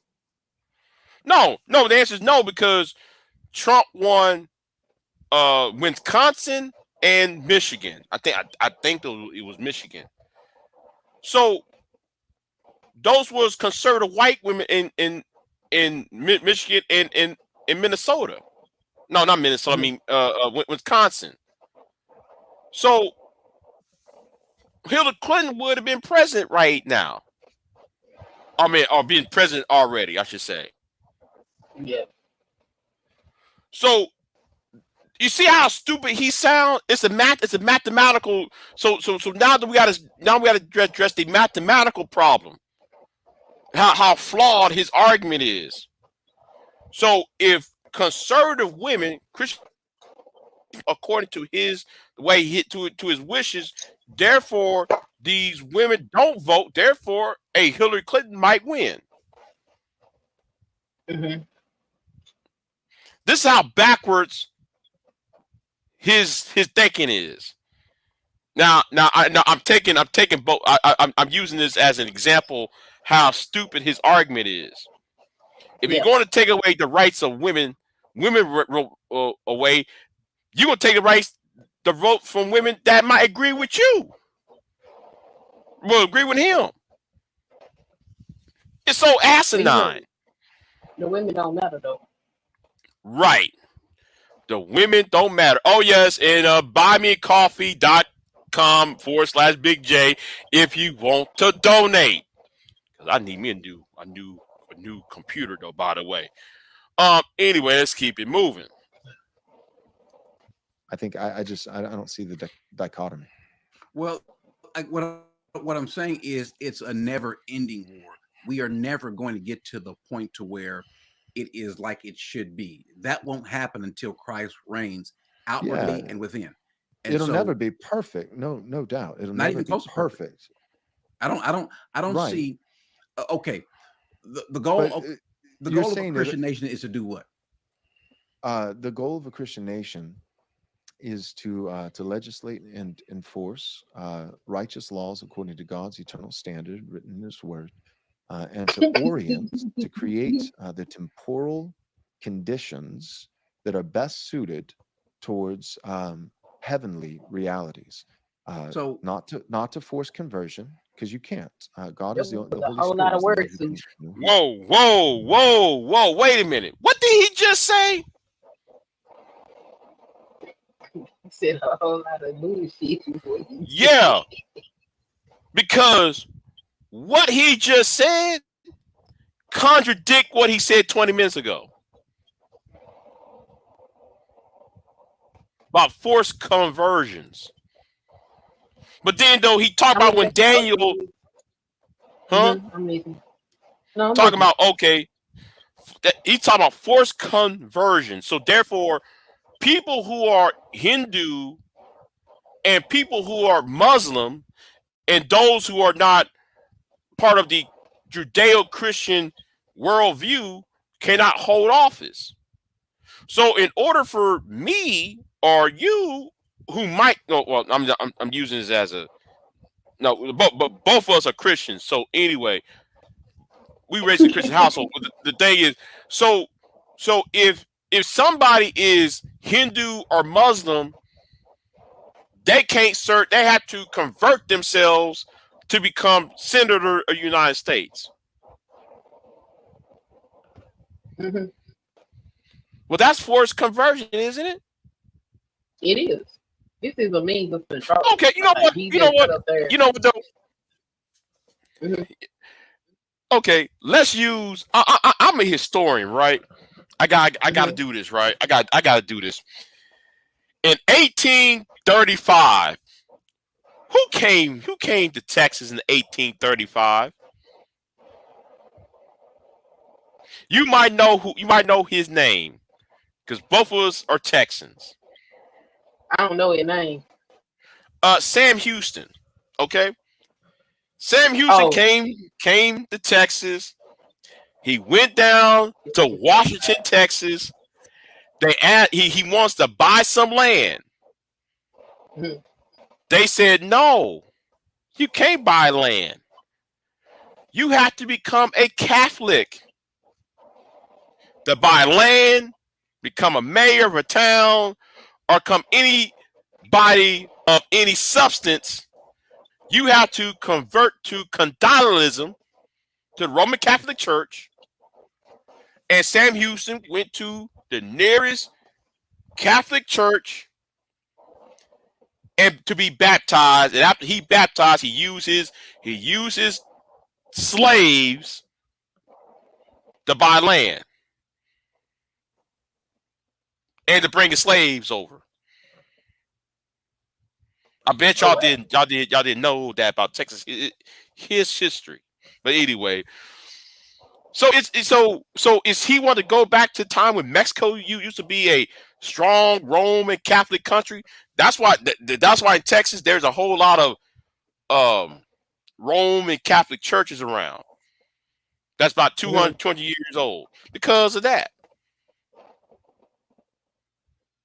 Well, especially if you're in South Texas, you see most a lot of these churches are Roman Catholic. So we're gonna try to, you know what? Let me keep on playing. Let me keep on playing this. Who regenerates the heart? Only God can do that. So nobody's talking about forced conversions. And in a Christian nation, you would inevitably have a ton of people that, in the true sense of inward regeneration by the Spirit, there'd be a ton of people who were not Christian. They're not truly Christian. That's always been the case historically. That was the case in Israel. In the case of Israel, I would argue that it was a vast minority. It wasn't even like that half of them, or certainly not the majority. I mean, most of Israel died in unbelief. It was always a minority that was actually regenerate and that actually, was born again by the Spirit. And the majority of them just kind of played along. If there was a good king, then Israel did well, even though a lot of them weren't actually regenerate and didn't actually truly love God with all their heart, soul, mind, and strength. But outwardly, in terms of behavior, the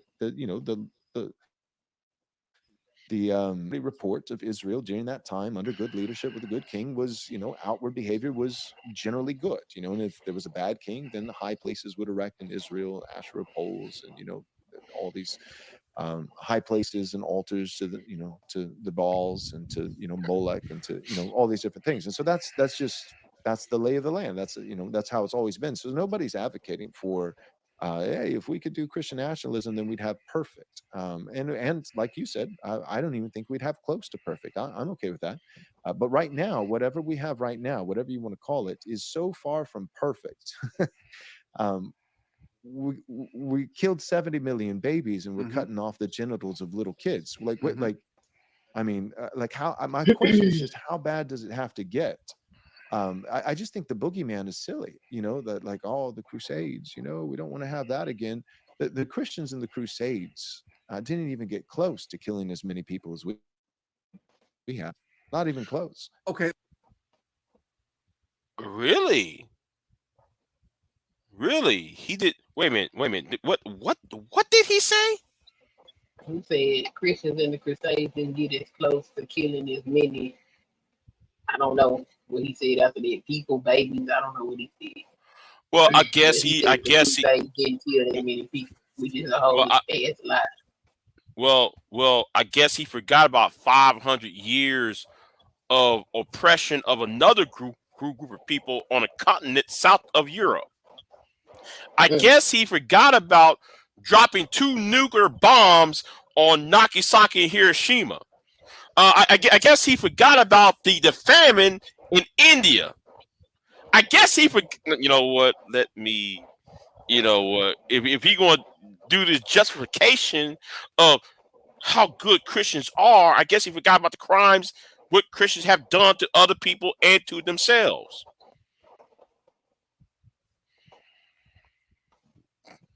That's why I don't people think do he not cares. want to debate me. Huh? I don't think he cares. Yeah, he don't care. That's the point. Now, if that was me, if that was him talking to me, I'll go right back to the nuclear bombs over Japan, the famine that Winston Churchill forced on India during World War II, allowed those Indians to be massacred by the Japanese. We don't want to talk about that. We don't want to talk about that. Anyway, let's keep it moving. So I would say this, Joe. I would say this. And you and I would agree on this point that the greatest leader the world has ever seen was the Lord as he led them out of Egypt into the land, right? Amen.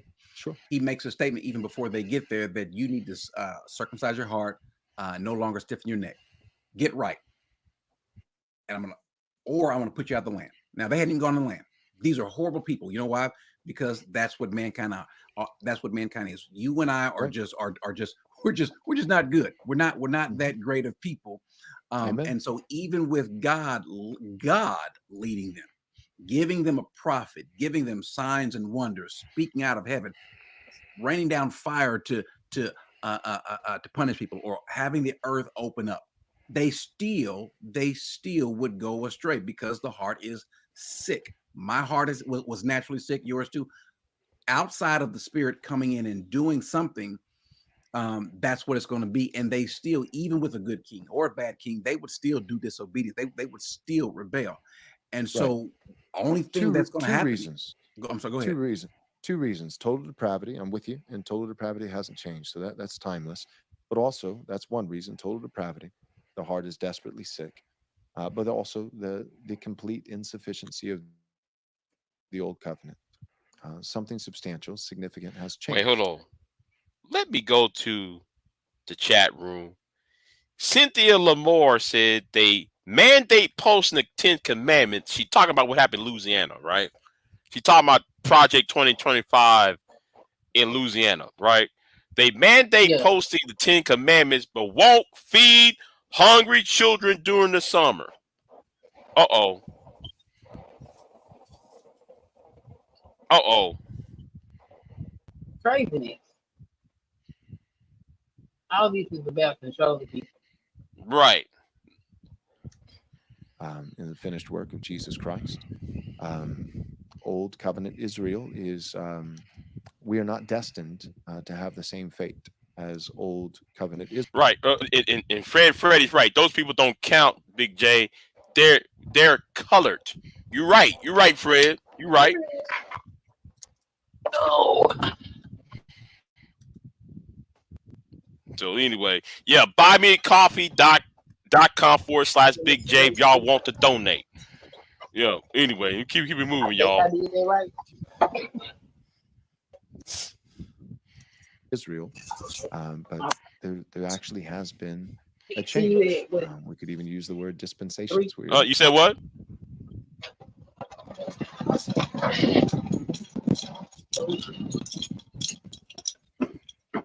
We're in a new dispensation, a new era, a new time, and the new covenant is infinitely superior in its work, in its scope. A big part of it is both depth. It's founded on better promises. So the new covenant is, I would argue, to make it simple, it is both better and bigger. Better and bigger. How is our walk now? How are things better? Because I think your answer is going to nullify your desire. Well, right now it's terrible. You and No. I mean, as a believer, how is our walk with Christ? How is our life as a believer better? What makes it better? For the you mean like a New Testament Christian better than what? What are we comparing it to? Why is your life as a follower of God, let's say, better than those that were trying to follow God in the Old Testament? Are we just to clarify? Are we talking about Old Testament saints? Those like David, those who we're going to see in heaven? They were David or Bob, who tried to follow God and didn't. What makes your walk better? What puts you in a more superior position? I hear you, but again, real quick, because you threw Bob in there. If it was just me versus David, I'd have an answer for you. But is Bob Old Testament, Old Covenant Bob? Old Testament, Old Covenant Bob of Tarsus. Sure, but is Bob in hell, or was Bob regenerate? No. Bob claimed to keep the law. Bob claimed to follow, but he couldn't. He never did. But he never followed the law. But he was born again. He's elect. Bob is Christian. No. Bob was a Jew who was never really a believing Jew, but he would come for the feast. He would come to the ceremony. I see. So Bob's in hell. So why is your walk, your following better than Bob, as well as is it or why better than David? Right. So Bob and David are different. And what you're describing, you're saying he wasn't truly a believer. So Bob is in hell. So why is my life better than Bob's? Because I have the Holy Spirit indwelling within me. I have a new heart. The law of God has been written on my heart. He says not only is the law of God written on my heart, because there's a sense in which that's true even of the unbeliever because of the Imago Dei. That's Romans chapter 1, but especially Romans chapter 2. But even further than that, he says, I will put the fear of myself within you.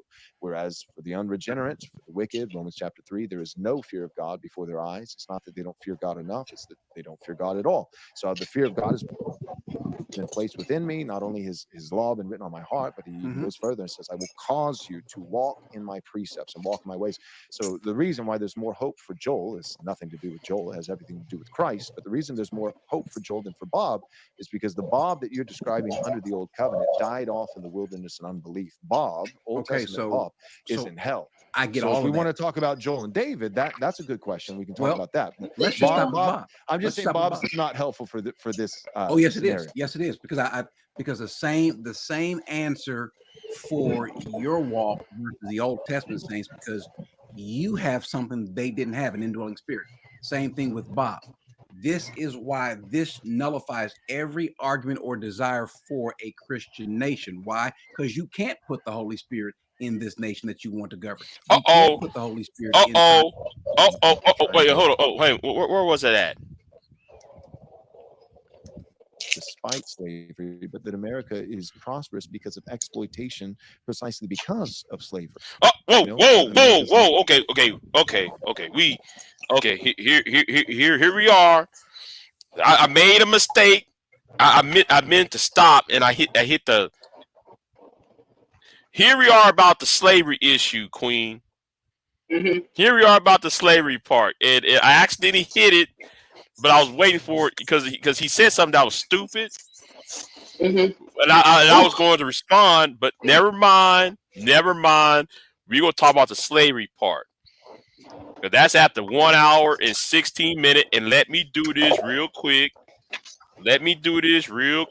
So let everybody know, the fair use, the Section 107 of the Copyright Act of 1976, for such as criticism, comment, news reporting, teaching, scholarship. Fair use is permitted. Y'all can read that. So yeah, I'm not stealing anybody's content. I'm only responding to said content and offer my criticism and my commentary thereof. Now, let's go back. So let's talk about the part where he brought up slavery up, because this is where I think this is where Freddie went off in the chat room, and I'm trying to find his comment. But anyway, no more guilty than this nation and this nation. Hold on. Let's go to one. Took slaves as well. So it's not just European nations. Telling me what you see wrong with that? Well, here's the biggest issue, the biggest rub against Christian nationalists. You all come off as either racist or race-ish, or maybe you too in favor of white heritage, or maybe claiming to have a more superior heritage. And in doing so, sometimes you either uplift yours and say, well, what about them, kind of thing. And that's what I see happening here. We're not that bad, but because we didn't go and take them, we just bought them. Oh, by the way, Western Europeans did go in and actually also went into Africa and also took slaves as well. So it's not just European nations buying slaves from African tribes. They also went into some places and also took slaves themselves. And so I'm trying to find the rationale for that particular argument. It's almost like you're trying to make an excuse where none should be made. And I think that can be the problem. You rub folks the wrong way when you say, well, it wasn't that bad. Here's the truth. And so forth. No, it was bad. Let's just call it bad and then move on. Yeah. So my point in that clip was not to say that that no American throughout the course of our history bears any moral culpability or guilt for slavery. That's not what I was saying. I was trying to combat the 1619 Project, people like Alexander Ocasio-Cortez and certain people in the Democrat Party and all that kind of stuff, that their argument is not that, hey, you know what, the whole world at various times and various degrees has been guilty of slavery. The Ottoman Empire, Asians are guilty of slavery. Oh, wait, hold on. Hold on. Let's put this in context. Let's put this in proper context, because this is what he's talking about. At the 1 hour and 12 minute mark, let's put it right here. and well, we weren't as bad because we didn't go out and take slaves, but we bought slaves. So let me ask you about this comment. And so the comment that I made is I said, well, you know, the founders, right, our civil fathers in America, it's not as though they were hopping on ships and sailing across the Atlantic and going into the bush of Africa with, you know, human-sized nets and casting them on people and kidnapping them, dragging them back onto their ships and then taking them over and exploiting them as slaves. We didn't go over and steal people. We went over and bought people. If we're going to condemn America, right, and if we're going to rewrite history, 1619 Project, you know, and really America, you know, wasn't built on principles of freedom. It was built on the backs of slaves and all that. Okay, if we're going to do that, I just think we need to be consistent. I just think we need to be fair. I don't think we should do that. But if you're going to do that, then you've got to hate. You got to hate. If you hate, I mean, AOC, Alexandria Ocasio-Cortez, she hates America. Liberals hate America. They're not patriots. They didn't even want you to fly an American flag on the 4th of July. They hate America. And all I'm saying is you need to be consistent. And if you hate, and they do, hate America, you got to hate African nations. That's my point. Because Americans You gotta hate what? Bought people. You have to hate African nations. You see his argument. You see what he's trying to do? Hold on. We got to go right back and play this again. You got to play this again. We at the 1 hour 12-minute mark. Let's go to 1 hour 12 minute and 13 seconds. That doesn't make no sense. Right, it doesn't. Watch this. And then why he lying talking about they didn't? Because we didn't go out and take slaves. We bought slaves. Right. So let me ask you about this comment. And so the comment that I made is I said, well, you know, the founders, right, our civil fathers in America, it's not as though they were hopping on ships and sailing across the Atlantic and going into the bush of Africa with, you know, human-sized nets and casting them on people and kidnapping them, dragging them back onto their ships and then taking them over and exploiting them as slaves. We didn't go over and steal people. We went over and bought people. If we're going to condemn America, right, and if we're going to rewrite history, 1619 Project, you know, and really America, you know, wasn't built on principles of freedom. It was built on the backs of slaves and all that. Okay, if we're going to do that, I just think we need to be consistent. I just think we need to be fair. I don't think we should do that. But if you're going to do that, then you've got to hate. You got to hate. If you hate, I mean, AOC, Alexandria Ocasio-Cortez, she hates America. Liberals hate America. They're not patriots. They didn't even want you to fly an American flag on the 4th of July. They hate America. And all I'm saying is you need to be consistent. And if you hate, and they do, hate America, you got to hate African nations.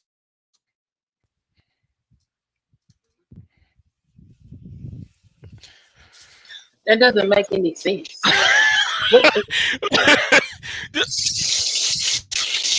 Okay, he said, right. And Freddie said, if you buy a 14-year-old girl for purposes of mistreating her, you still took part in trafficking. But why he telling that lie? Because eventually they did start stealing them apples.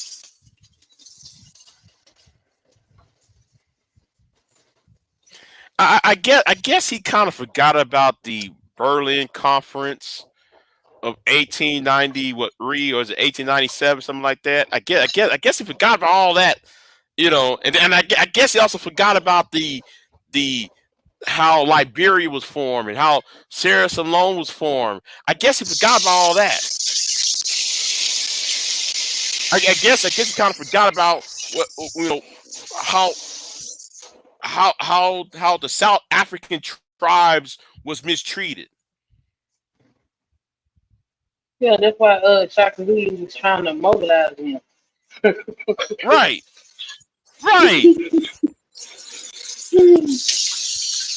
My God, the cognitive dissonance that, you know, well, it's not cognitive dissonance, it's straight blind. I'm sorry, it ain't cognitive dissonance because he just straight blind right there.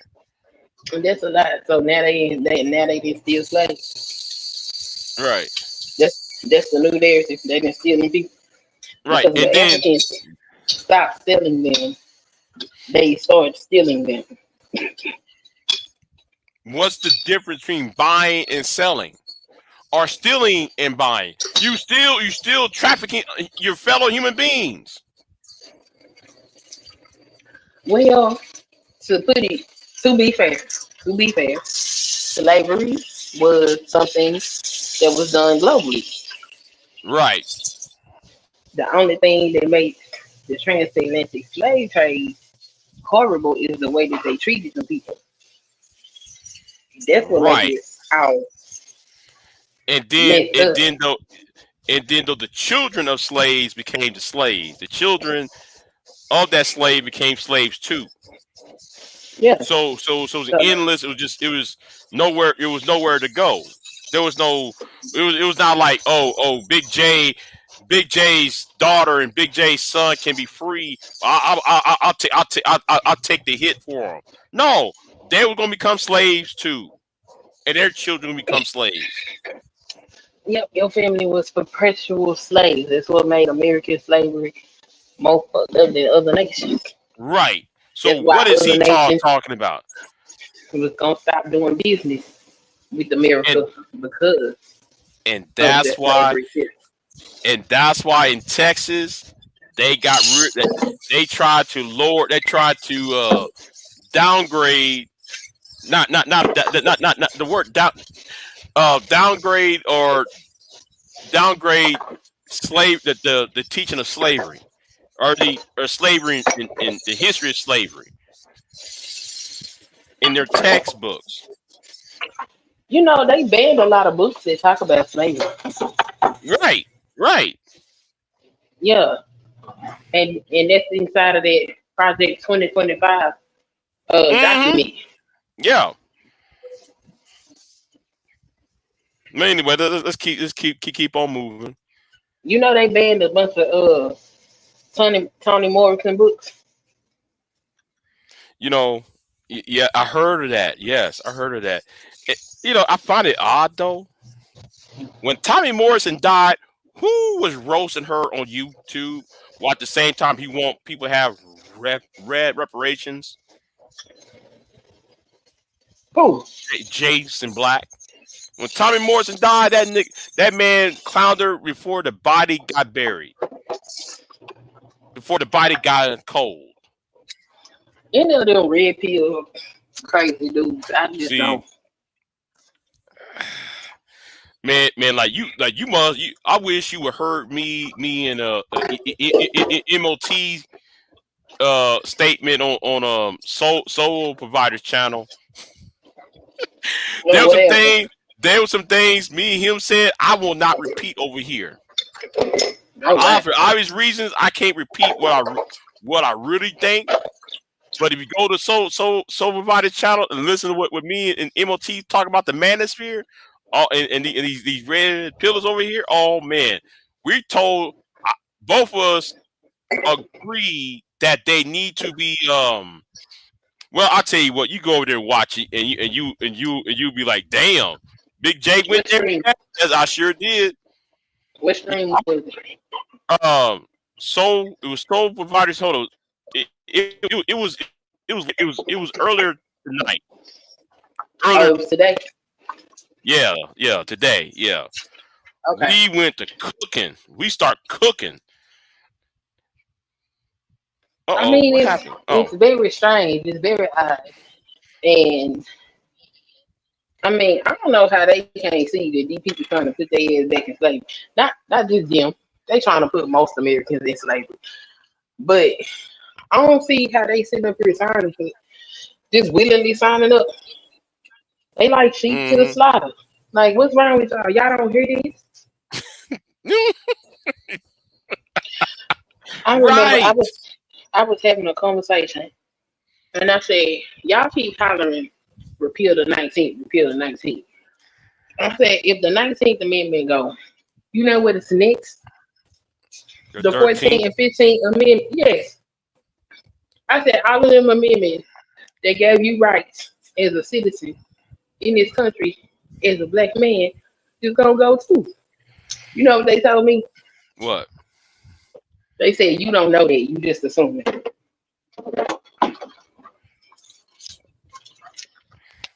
See, I it's said, the. Go ahead. y'all can't see that this is a power play for these people to stay in power, and you really think they're gonna let your black ass sit amongst them as equals. Okay. And y'all talking Right. about why women won't follow y'all. Cause y'all stupid.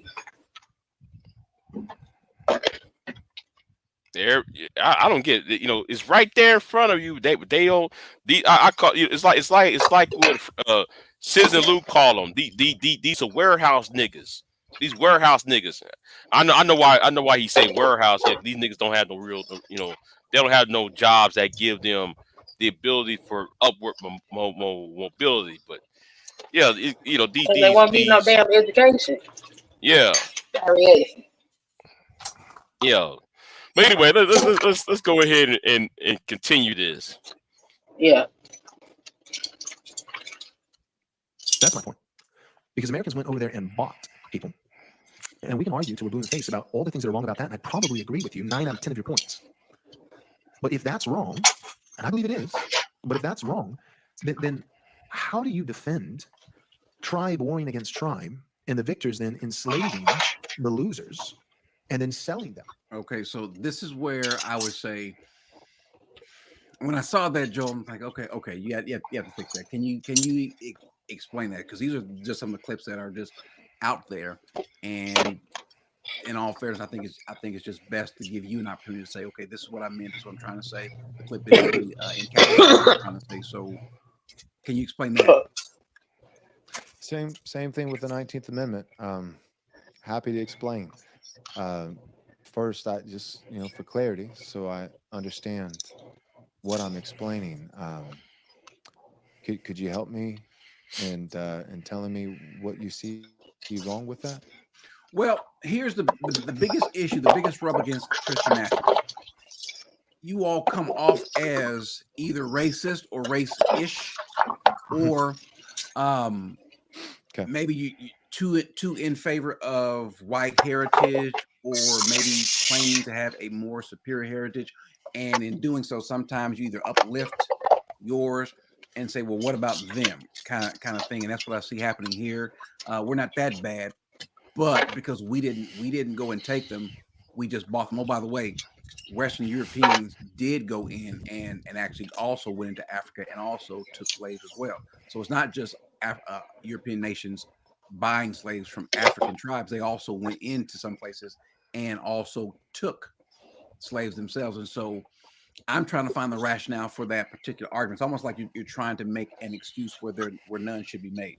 And I think that can be the problem. You rub folks the wrong way when you say, well, it wasn't that bad. Here's the truth. And so forth. No, it was bad. Let's just call it bad and then move on.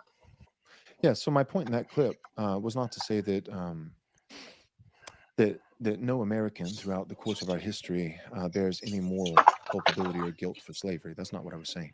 I was trying to combat the 1619 Project, people like Alexander Ocasio-Cortez and certain people in the Democrat Party and all that kind of stuff. That their argument is not that, hey, you know what, the whole world at various times and in various degrees has been guilty of slavery. The Ottoman Empire, Asians are guilty of slavery, Africans are guilty of slavery, Europeans, Americans, everybody's, virtually every nation in the world has had slaves. My point was to say, I don't know about you, Corey, but at least from what I've witnessed over the last 10, 15 years of political, cultural, discourse and media, virtually every movie that's made that's woke, and all these kinds of things. I don't hear people saying, "Hey, you know what? America's guilty," and and that matters as we seek to be righteous before God. But at the end of the day, America's no more guilty than this nation and this nation and this nation, and the whole world is guilty. So let's repent and love our brothers in Christ, regardless of their skin pigment, regardless of their nationality, and let's move forward. That's not the message I'm hearing. The message I'm hearing is That's not that America's disingenuous guilty. as hell. America is uniquely. That is very disingenuous. Because Hmm. anybody that studies slavery knows that what they did in America was nothing compared to any other institution of slavery outside of the Arab slave trade. Like, what the hell is he talking about?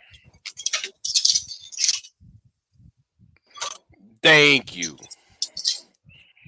Because usually slavery was a result of what, you either prisoner of war, or you or was a sentence of, a debtor's prison, if you will. And if you Or if you, you or you was a criminal. huh Or you yeah, was a criminal. yeah, right. That's the reason that was slaves. No, African slaves were, their children and grandchildren and so forth was being punished by whoever was the first slave. That's why people is get up on America and Britain and France. And they wasn't treated inhumanely. See, right. See, Pure Butterfly called him the demon. She said that man got demon eyes. She just said that white man got demon eyes. I'm looking at his eyes, and she's right. I see something. Yeah, it's like though you see something dark, demonic in his eyes, and in his bone structure. I be looking at his bone structure. Right. Because some of them shit don't look human walking around. And they be talking to you. Because the thing is, though, his voice is sounding real calm and cool, collected. But it's those words and intent. See, everybody is very, how can I say it? Everybody is, Left Behind. I saw the movie.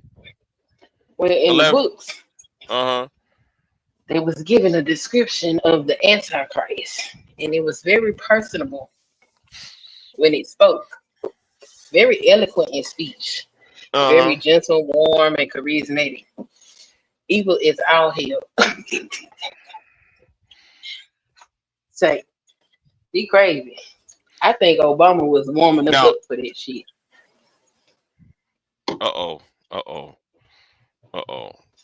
I saw Obama as a black version of FDR / Kennedy. That charismatic. I saw him as charismatic, but I see him as demonic. No, I don't think he was demonic. I just think he was getting us ready for that demonic shit to come in. Oh, okay. Because Obama was very charismatic, very personable, very handsome, very debonair. People loved him. Even if you ain't like his politics, you couldn't just shit on him for the individual he was. And I was like, this that bullshit. I see your point. Yeah, I see your point. Yeah, I see your point. Yeah, he's very charismatic. Yeah. Like, did nobody know Obama was dropping all them damn drones during his presidency? Oh, the drone strikes. Oh man, he killed more than Bush ever had done. And then everybody still say he's a Muslim. Those are Muslim bodies. What you talking about? He's a whole ass American. He's out here killing people left and right and smiling and personable in front of that damn camera. Nobody had no idea. Yeah. Was there American? There was American Muslim from New York or somewhere in the Northeast. He went into Yemen, and there was a drone with his name written on it.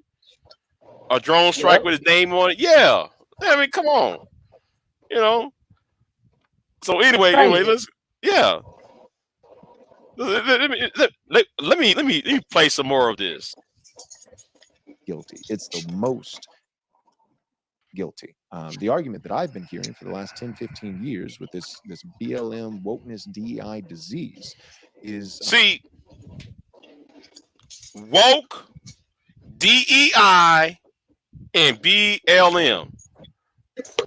Notice he ain't saying Antifa. Notice he ain't saying Antifa. Notice he ain't saying about those white kids, those white groups. He mentioned woke. He mentioned DEI. He mentioned BLM. Those have to be what? Black for the most part.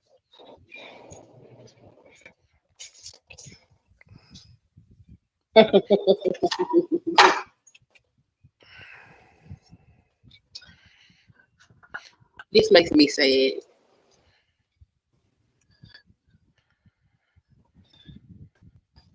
This make me want to stand outside with a sign that say the end is near.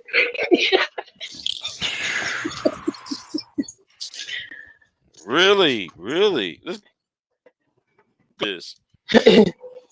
That America is uniquely guilty. That and basically the argument would it basically amounts to this. They would say, well, the reason why America is so prosperous is because it's not despite.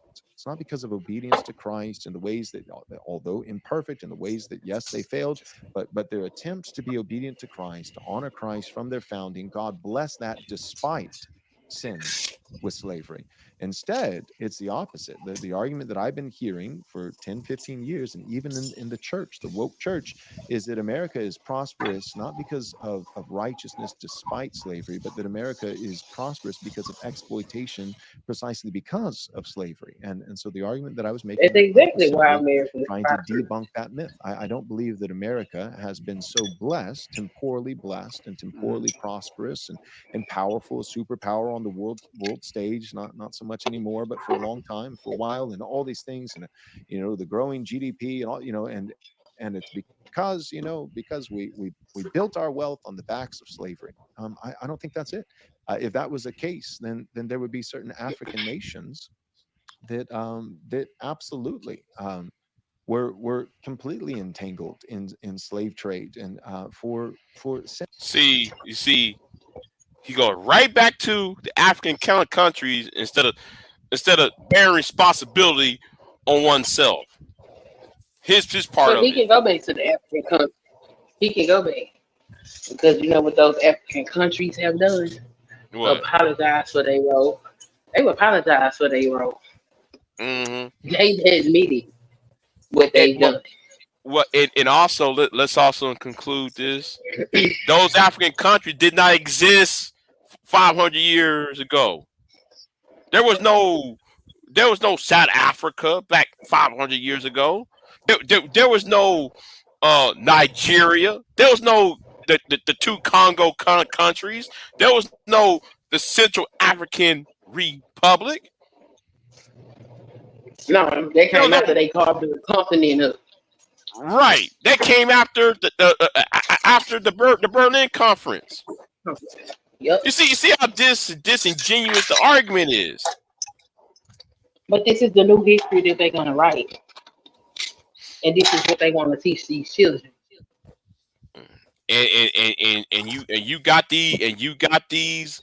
You got these warehouse Negroes online. These warehouse Negroes, they're gonna vote red because no matter what, but they not seeing that they're standing shoulder to shoulder with with this character right here. Oh, that don't matter. He's Yeah, gonna bring women to here. He gonna make it where yeah. women can't vote. Hmm. Yeah, but I would continue more on this, but I'm about to end this and hold on. You know what? centuries that would What? be uniquely prosperous. I think that you got to do better than that. Say what? No, I'm going to continue a little bit more on this. I'm gonna end this though. It's 4 a.m. where I'm at. So Yeah. you ain't got nothing to do. I work tonight. What you talking about? I work. In the afternoon. This evening, later in the evening. Are you busy? Is you busy? Well. I got problems with this laptop too, though. I got to worry about that Oh, shit. I don't want that shit to crash on me again while I'm doing a live stream either. But anyway, let's keep it okay. moving.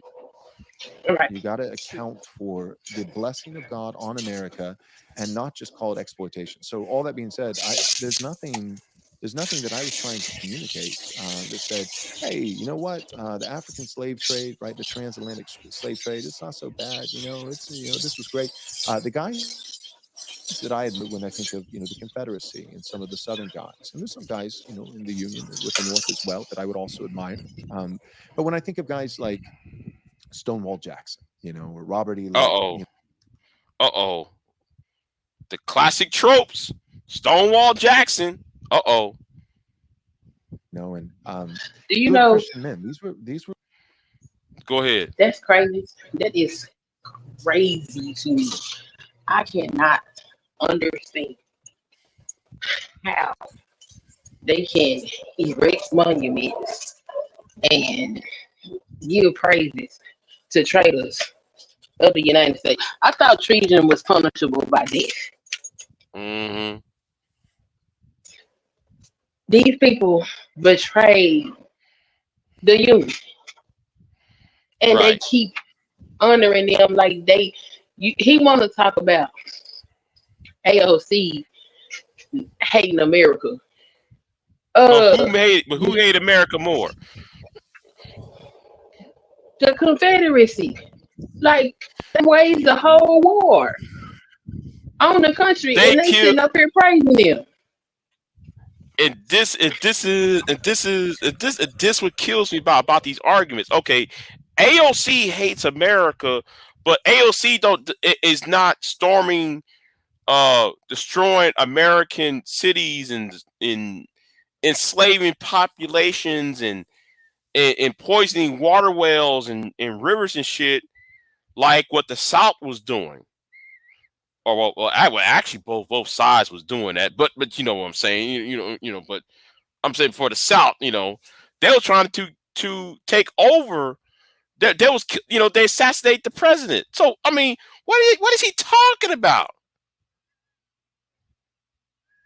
The disingenuous It's statements. crazy. And then he just said, I don't know if you heard it.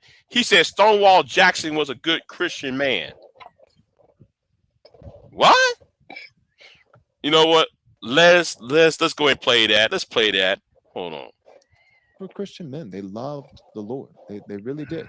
And I think there's a higher likelihood of seeing some of these guys, much to some people's chagrin, seeing these guys in heaven for eternity and worshiping, worshiping the Lord side by side with Stonewall Jackson. I think there's, if I was a betting man, not saying that I am, but if I was a betting man, God alone sees the heart. Man looks at the outward appearance. I'm not making a definitive claim. I don't know. But if I was a betting man, I would bet on Stonewall Jackson being in heaven above Martin Luther King Jr. What? What? What? What the fuck? Wow. Wow. Yeah. Oh my God. Oh my God. That is insane. That is insane. Did he really say that? Let's rewind that. We got to remind it because that was at what the 1 hour and 19 minute. I'm sorry, 1 hour and 18 minute mark. Let's go right back to the 1 hour and 17 minute mark.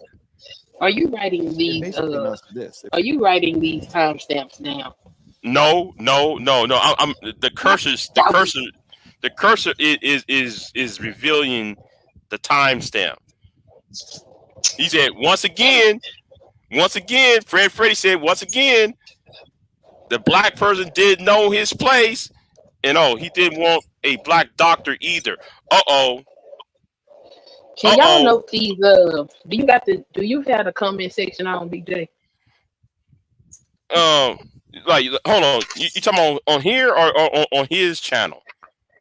No, on YouTube. Do you have your comment section on, or is it just the live chat? The live chat's on. Because the only one who's talking in the live chat is Freddie. Is you, No, Freddie? I'm asking if your comment board is open right now. Like I if don't think somebody so. was watching. Okay. I don't think so. Fred, when he gives a timestamp, can you type it in the chat so I can come back and get it and make sure it's. Hold on. Let me write this down for you. Let me write this down. I've got my. Okay, go to on this one. Go to the 1 hour mark and 17 minute part. Okay. And the earlier one. Let me try to find the earlier one. The earlier one was the. Let me see. Hold on. Let me go to the other one. The earlier one was the 1 hour and I'm sorry, 1 hour and 12 minute mark. Okay. 1 hour, 17 minutes. 1 hour, In the in 7 minutes. 11 minute. No, 11 minutes. Yeah, 1 hour 11 minutes. 11 minute mark. Yeah. Go there. He said I'm not wearing my glasses, so my face is glued real close to my phone contacts. Okay. So yeah. Okay. So the first part, go back to the 1 hour and at least 11 minute mark. No, I'm sorry. 1 hour. I'm trying that cursor. 1 hour and 12 minute mark, and then go and up here we at the 1 hour and 17 minute. Okay. Yeah. Or 1 hour 16 minutes. Yeah. Just start at 6:16. It start right back 16 minute mark. Okay. Got it. What I've witnessed over the last 10, 15 years of political, cultural, discourse and media, virtually every movie that's made that's woke, and all these kinds of things. I don't hear people saying, "Hey, you know what? America's guilty," and and that matters as we seek to be righteous before God. But at the end of the day, America is no more guilty than this nation and this nation and this nation, and the whole world is guilty. So let's repent and love our brothers in Christ, regardless of their skin pigment, regardless of their nationality, and let's move forward. That's not the message I'm hearing. The message I'm hearing is not that America is guilty, but that America is uniquely guilty. It's the most guilty. The argument that It I've been hearing is. for the last 10, 15 years with this BLM wokeness DEI disease is that America is Wow. uniquely guilty. That and It, basically the it argument would is. it basically amounts to this. They would say, well, the reason why America is so prosperous is because it's not despite. It's not because of obedience to Christ in the ways that, although imperfect, in the ways that yes they failed, but their attempts to be obedient to Christ, to honor Christ from their founding, God bless that despite sins with slavery. Instead, it's the opposite. The argument that I've been hearing for 10, 15 years, and even in the church, the woke church, is that America is prosperous not because of righteousness despite slavery, but that America is prosperous because of exploitation precisely because of slavery. And so the argument that I was making in that clip was simply trying to debunk that myth. I don't believe that America has been so blessed, temporally blessed and temporally prosperous and powerful, a superpower on the world stage, not so much anymore, but for a long time, for a while, and all these things, and the growing GDP and all, and it's because because we built our wealth on the backs of slavery. I don't think that's it. If that was the case, then there would be certain African nations that absolutely were completely entangled in slave trade and for centuries that would be uniquely prosperous. I think that you got to do better than that. You got to account for the blessing of God on America and not just call it exploitation. So all that there's nothing that I was trying to communicate that said, hey, you know what, the African slave trade, right, the transatlantic slave trade, it's not so bad. It's this was great. The guys that I admire when I think of the Confederacy and some of the Southern guys, and there's some guys in the Union with the North as well that I would also admire. But when I think of guys like Stonewall Jackson, Okay. Now that part is at the 1 hour and 18 minute and 40 seconds on that part. Okay. 1 hour, 18. And 40 seconds. 1 hour, 18, 40 seconds. Yes. Okay. Got it. Robert E. Lee, and good Christian men. These were Christian men. They loved the Lord. They really did. And I think there's a higher likelihood of seeing some of these guys, much to some people's chagrin, seeing these guys in heaven for eternity and worshiping, worshiping the Lord side by side with Stonewall Jackson. I think there's, if I was a betting man, not saying that I am, but if I was a betting man, God alone sees the heart, man looks at the outward appearance. I'm not making a definitive claim. I don't know. But if I was a betting man, I would bet on Stonewall Jackson being in heaven above Martin Luther King Jr. Well, just saying. So here's what I would say, because sometimes The only reason why he would be ahead of MLK is because he died before MLK, if he even made it into the gates. Like, the fact that he would even say such a thing is just deplorable.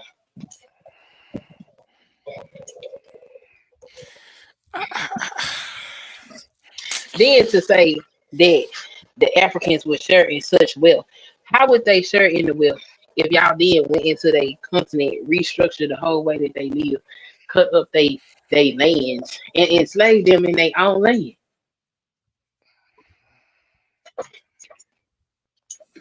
Right. Like, some of them Africans don't even know where they from.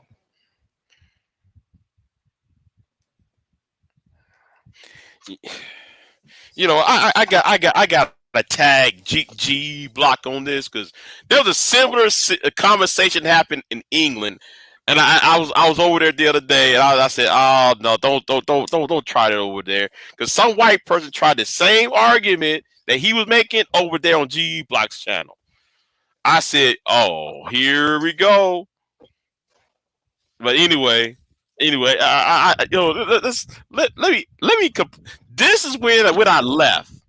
I left after this because I was like, I know, what did he say? That's crazy. Yeah, how many people want to bet that his version of heaven is separate but equal? Uh oh. See, let's go ahead and play this. The hell? What's that flashing light?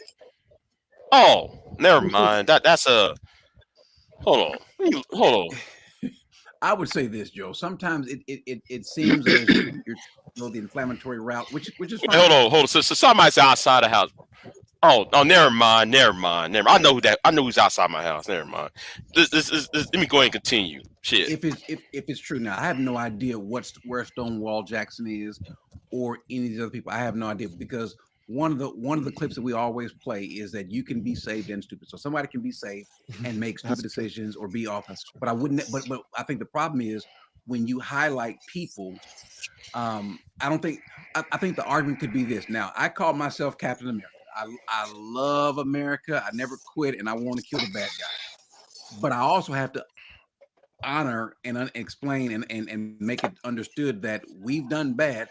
We're all bad. I think the point you ought to make is, yes, we were just as egregious, just like all of mankind is egregious.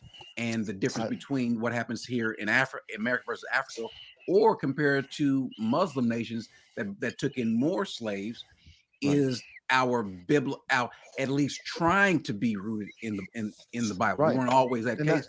But I wouldn't go back and then crap on Africa, like these African nations and this and that or what have you, because everybody was selling in trade slavery. At the time, you had white slaves. You had So, and then to say that nobody. But that's my point. Is I would not argue, and I guess this might be where you and I just disagree, and that's okay. I could be wrong, but I would not argue that we were just as egregious. That's my whole point. Is I think part of the reason why America historically has been so uniquely blessed by God is it because we were not just as egregious. And that doesn't mean, again, that doesn't how mean, are we not as egregious? As Muslim countries? Yeah, how are we not as egregious? Because Muslim countries worship demons. Their slavery was far more severe. Bro, what do you be talking about? What? You see what he's trying to do? He's trying to get you. No. He's trying to get the people to attack Muslims now, rather than accepting responsibility on America. So we need to target the Muslims, to hate the Muslims now. But here's the problem with that. Go ahead. Anybody that know anything about Islam know that Islam also accepts Jesus. Not Uh-oh. Christians do. You see, yeah, because Muslims do like Jesus himself. If you read the Quran. In the Quran, his name is Isa. Asa. Is it Asa or Isa? Isa. Isa, okay. Named Isa in the Quran. He is very much acknowledged one of God's prophets. So why would you attack a group of people and say they worship demons? They're demons. They have prophets just like we have prophets in the Bible. They talk about Moses in the Quran. They talk about marrying them, which is their version of Mary. So what is he talking about? You see, a lot of people don't read, right? They just go by what somebody else says. They don't sit there. Okay, like remember that congressman, this is back in 2005, that congressman from Minnesota. I forgot his name now. Yeah. The brother. You remember when he found out, when they found out he was a Muslim, and what's his name wanted him to swear on the Bible, and then he went to Thomas Jefferson's house and swore on the Quran. Thomas Jefferson had a Quran. I didn't know that. Oh yeah. Thomas Jefferson had the Quran. So was the founding fathers. And if you go to the Supreme Court building, you'll see Muhammad sitting right there along with Moses. People, they both Abrahamic faiths. Yeah, they're both Abrahamic.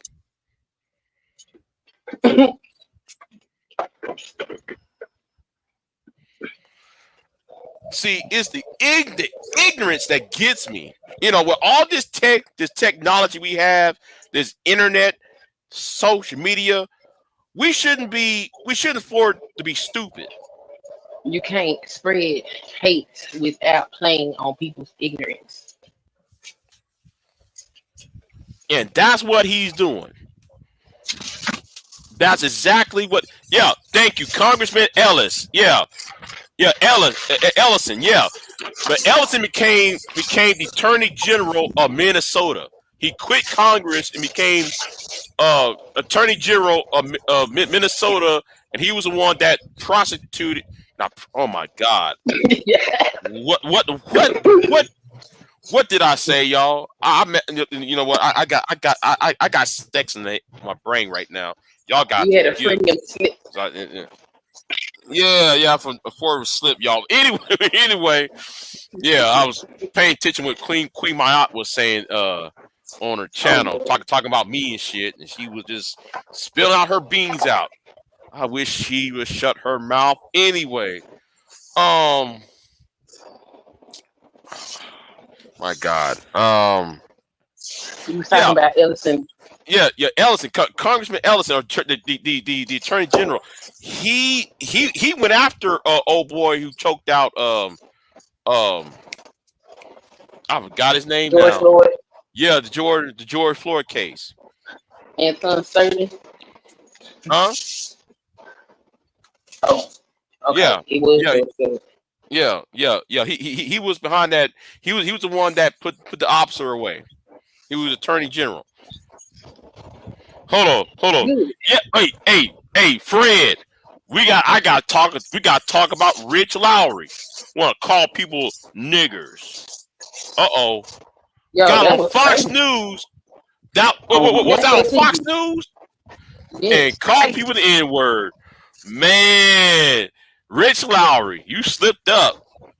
You ain't Did you slipped up. see the Go ahead. Did you see the interview with what's that nigga name? JD Vance admitted No, that they no, made up the cat and dog stories for no, I views did and not. ratings. No, I did not. It was so much going on. I also paid attention to that P. Diddy, and I'm gonna say that I think that P. Diddy story came up just to take black people's minds off of what JD Vance and this white man saying and everything else. Oh, look who showed up from Sherrod's channel, Royce M. Ooh, Royce M. But anyway, shit, I don't know. uh, I'm gonna be extra right. yeah, I don't, yeah, yeah. I start coming back over there just to prove a point. Yeah, I'm sorry. I got vengeance on my mind. I'm sorry. The Lord trying to help me get out of that vengeance, seeking vengeance. But anyway, back to the point though. By the way, Mm-hmm. Far more widespread, hold on. Let's go and watch this again. Hold on. numerically far greater, because Muslims worship demons. Okay. It's But to Of the course it's not slave, as does it egregious. matter if your slave holder, if your slave master is worshiping demons or worshiping Jesus? I think Yeah, it's worse that if you yes. say, if you tell me It that matters. you got the true God, you worship Mhm. you say you worship the true God, and you inflict these atrocities on me. I think that's far worse than someone who's worshiping Moloch or Baal. At least they got it out. They don't know any better. We should know better. Right. Hypocrisy. So it sounds like your main principle, and I would agree with hypocrisy is egregious. That is one example of an egregious sin. I'm with you. Hypocrisy is egregious. However, the reason why I do think it matters, because the scenario you just painted was, the guy worshiping Allah, who's a slaveholder, and the guy worshiping the triune God, who's a slaveholder. The reason why it matters is that in some cases, the guy who is worshiping the triune God Wait, isn't. whoa, stop. Wait a minute. We gotta stop. What did he just say? I don't know what word he used. Wait, hold on. We gotta go right back because I see hypocrisy right there. Hold on, let's go right back a minute. Is egregious. However, the reason why I do think it matters, because the scenario you just painted was, the guy worshiping Allah, who's a slaveholder, and the guy worshiping the triune God, who's a slaveholder. The reason why it matters The is what that God? in some cases, the guy who is He said Muhammad was a slaveholder, right? Mhm. Well, wait a minute. Y'all, now are you familiar with the Old Testament? Yeah. Who? How many people kept slaves? A lot of people say Okay, did Testament. Dave? Hold on. So therefore, we gotta count David. We gotta count even Abraham himself.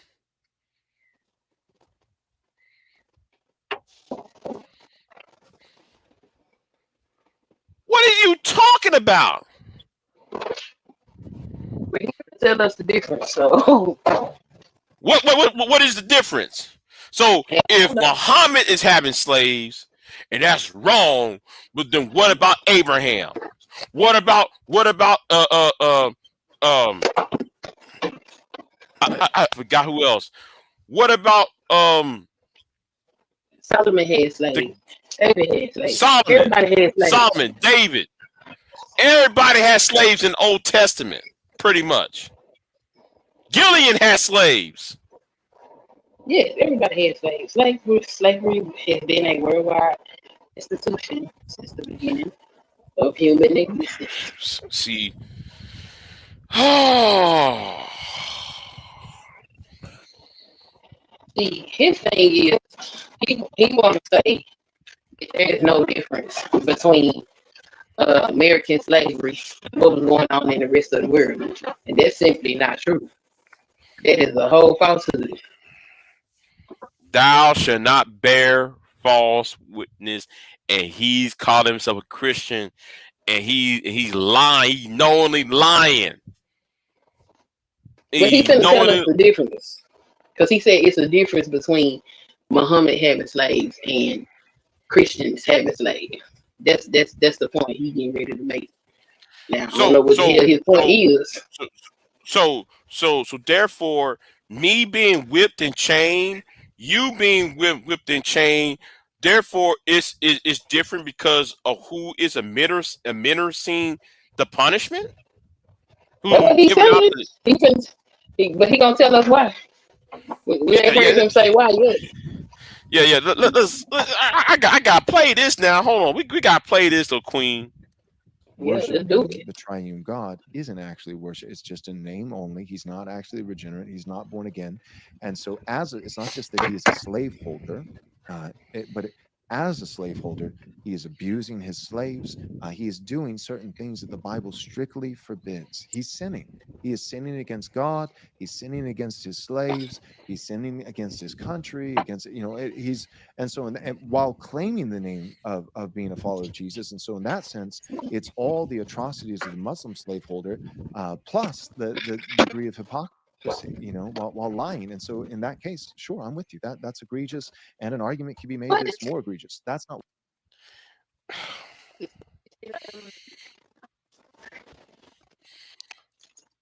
You kind of breaking up. You kind of breaking up for a minute. Oh, you hear me now? Yeah, I hear you now.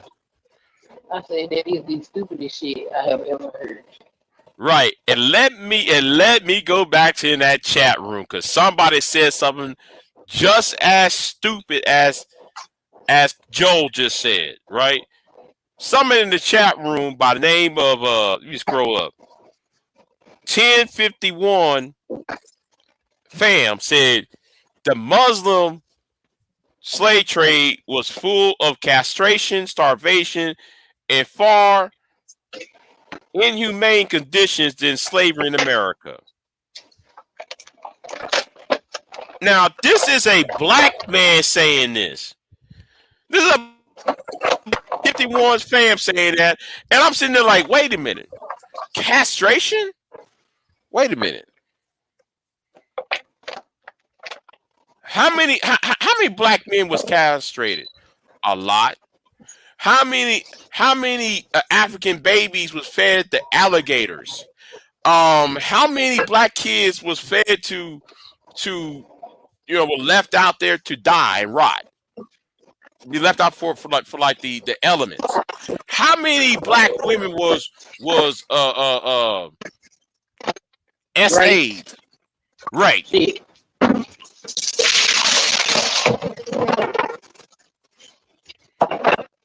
And then he got to say that?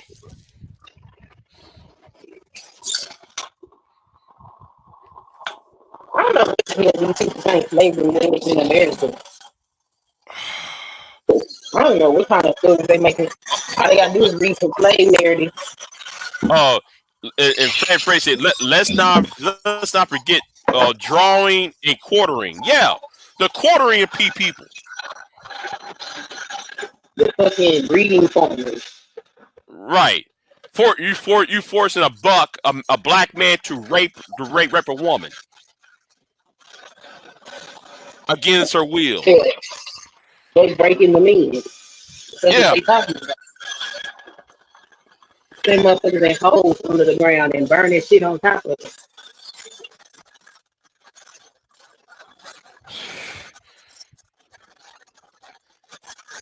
But Big J, they felt really sorry afterwards. See, my God, man, I'm just sitting there, this is my first time hearing this because I left after this. No, I'm sorry, I left before this. And I'm looking at this right now. I said, are you kidding me? You saying this whole dumbass shit? Yeah, the That's the whole dumbest thing I ever heard of. Stonewall Dr. Jackson in Heaven Above MLK. That's brutal. That was just bonkers. See, it's like what?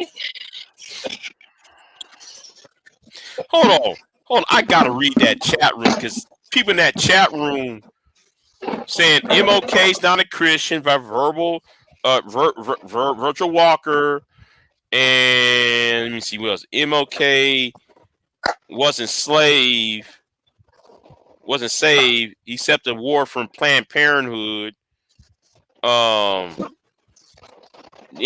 denied the identity of Christ. Get out of here. Let me go and play some of What I'm this. talking about, that did exist. Nobody's denying that. I have no doubt that there were unregenerate slaveholders who were abusive to their slaves. That's documented. I have no intention to argue against that. I think that's stupid. It's not stupid, but my point is stupid to argue against it. So I'm with you. What I'm talking about, though, is guys like Jonathan Edwards. Who I really believe, by all the documentation that we have, and again, you and I don't have a time machine, and we're not omniscient. We don't see the heart, but I believe Jonathan Edwards was a good Christian man. I really do, and he had slaves. Or George Whitfield, he had. I believe that these were good Christian men, and that they treated their slaves as much as it depended upon them with dignity. They invited their slaves into fellowship as brothers in Christ in the church. They catechized them. They even taught their slaves to read in many cases so that they could read the Bible for themselves. They knelt down side by side on the Lord's Day at the Lord's table to take communion. Robert E. Lee did these things. And I think, yes, I think After they lost the war. See, I read the biography of Robert E. Lee. Yes, he did pray to the same church with after the war because he won a pardon from General Grant. Stop it. there's a dynamic difference between Robert E. Lee and the Muslim warlord. Is that a crazy position? Well, again, No. He needs to start naming specific. Which Muslim warlord are you talking about? I'm talking about Muhammad.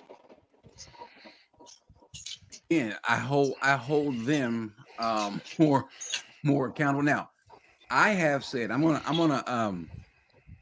I've said this, that is it possible that a person could have owned slaves and gone to heaven? Well, sure, we've got people in the Bible that have done so. But the difference is what how ignorant you are. For example, if you treat the person, and it also depends on what type of slavery you have. Right. But those slavers who would call themselves Christians, who would also drop off slaves at these places in different places in the Caribbean, and intentionally dehumanize the slaves, cutting babies out of the women's womb and so forth, and raping women in front of them. Well, no, you know what? No, and if you could have passed that, then that is a point I've got to question what's on the inside. I'm not giving not giving a pass to that at all. So I'm with you. It depends on. I agree with both things that you said. It depends on what kind of slavery are we talking about, and then how did you handle yourself as a slave owner, in what manner? One thing that as I'm trying to study history and get a good idea of what was the world like, and what was America like, and what was the cause of the Confederates? Was it just to defend slavery, or was it the right of states to succeed from? You know what? Didn't I just read a couple months ago called the Cornerstone Speech? Yeah. And what if you read what I was reading? That was the basis of the Confederacy, was to maintain white supremacy, because Alexander Stevens said, "Listen, the black population is so big that they might overwhelm the white population." Okay, I'm gonna tell you like this. I have a book called Andrew Johnson. I said Andrew Johnson, not Andrew Jackson. Andrew Johnson, the vice president under Lincoln, right? When he became president, he was from Tennessee.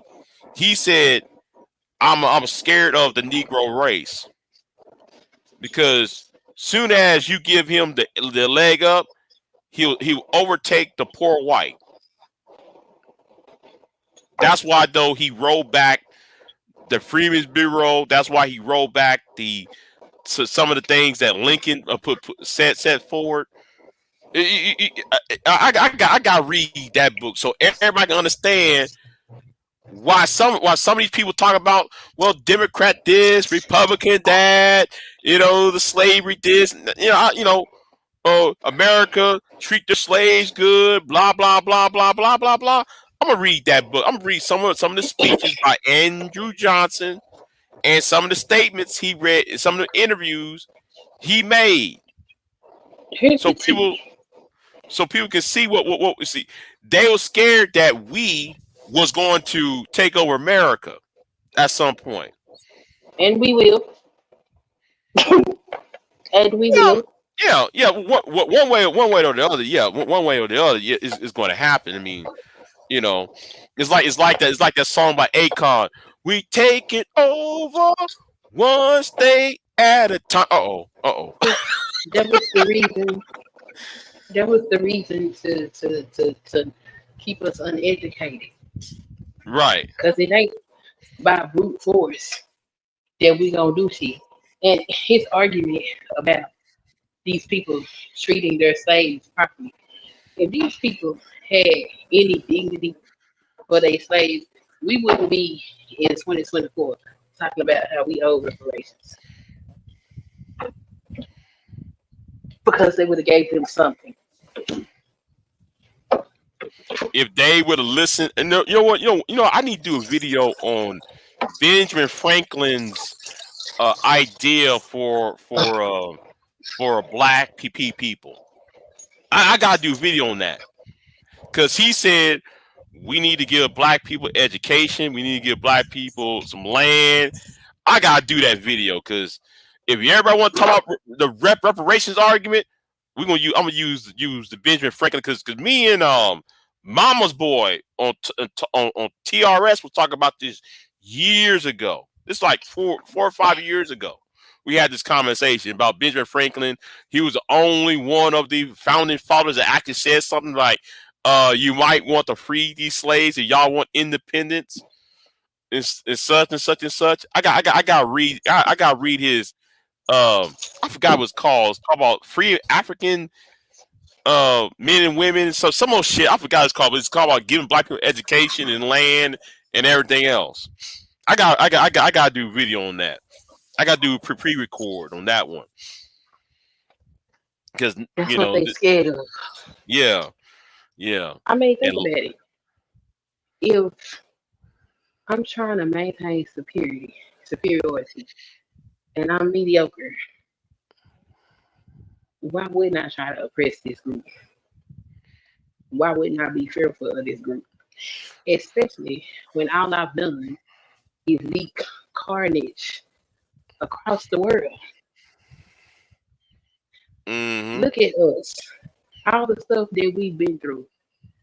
It's people and tribes and ethnicities that are gone. They eradicated. And through everything that we've been put through, we still here.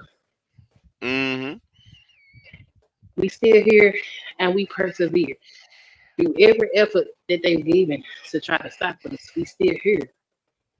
So that's a testament, one, to our intelligence. That's why else would you go into a country and take people to help you build your country? You wouldn't go get no dummies. They smart enough to do the work, but if we can keep them from learning our ways, then they won't be able to participate. We're very creative. We're very smart. We're very ingenuity. We are biologically built stronger than most of them. So I don't know what they did. A whole lot of things that didn't make no sense. Why would you take these people, take the best of the best, and then breed them together? Yeah, And now you created us. I don't want to sound like Mustache Man. I don't want to sound like the 1930s Mustache Man, but y'all created a master race, quote unquote.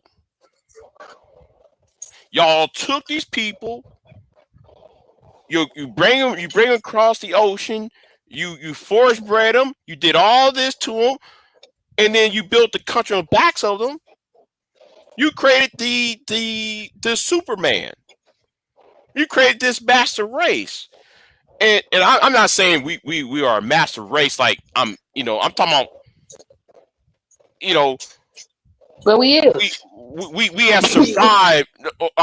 We have survived a whole lot of shit, is what I'm saying. We survived all that little bullshit they put upon us, and now though they're scared of the reality.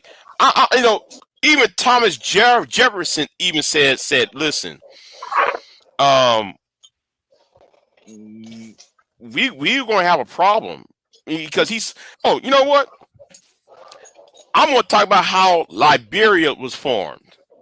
I'm gonna talk about how Liberia was formed. It's like, okay, the war 1812, White House was burnt down. Who was defending the nation capital? Black folks. Black men and black women holding rifles. Well, wait a minute. Who were their owners? Oh, the President of the United States, the Secretary of State, the Secretary of Treasury. Those were their slaves, but they got guns. President Madison rode into Washington, D.C. D.C. all burnt up and shit. He looked around. He see all these Negroes holding guns. You see the dead British soldiers on the ground. Why you think that the capital city of Liberia is called Monrovia for? And James Monroe was the Secretary of State and Secretary of War. That was his slaves guarding Washington, D.C. when the British burned it down.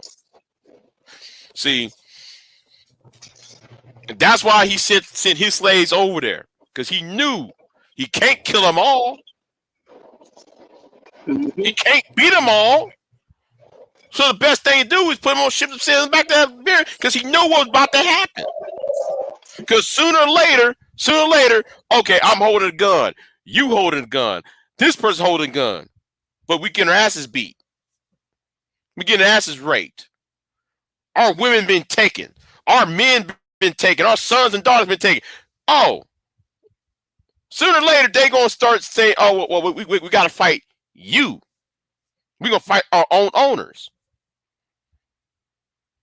See, I got to talk about that. I got to do a video on that. I got to do a video on that part. The real reason why Monrovia is the capital city of Liberia. One of the few one of the few cities outside America that's named after an American president. And why it was named after an American president? Because there's only four cities named after an American president outside of the United States.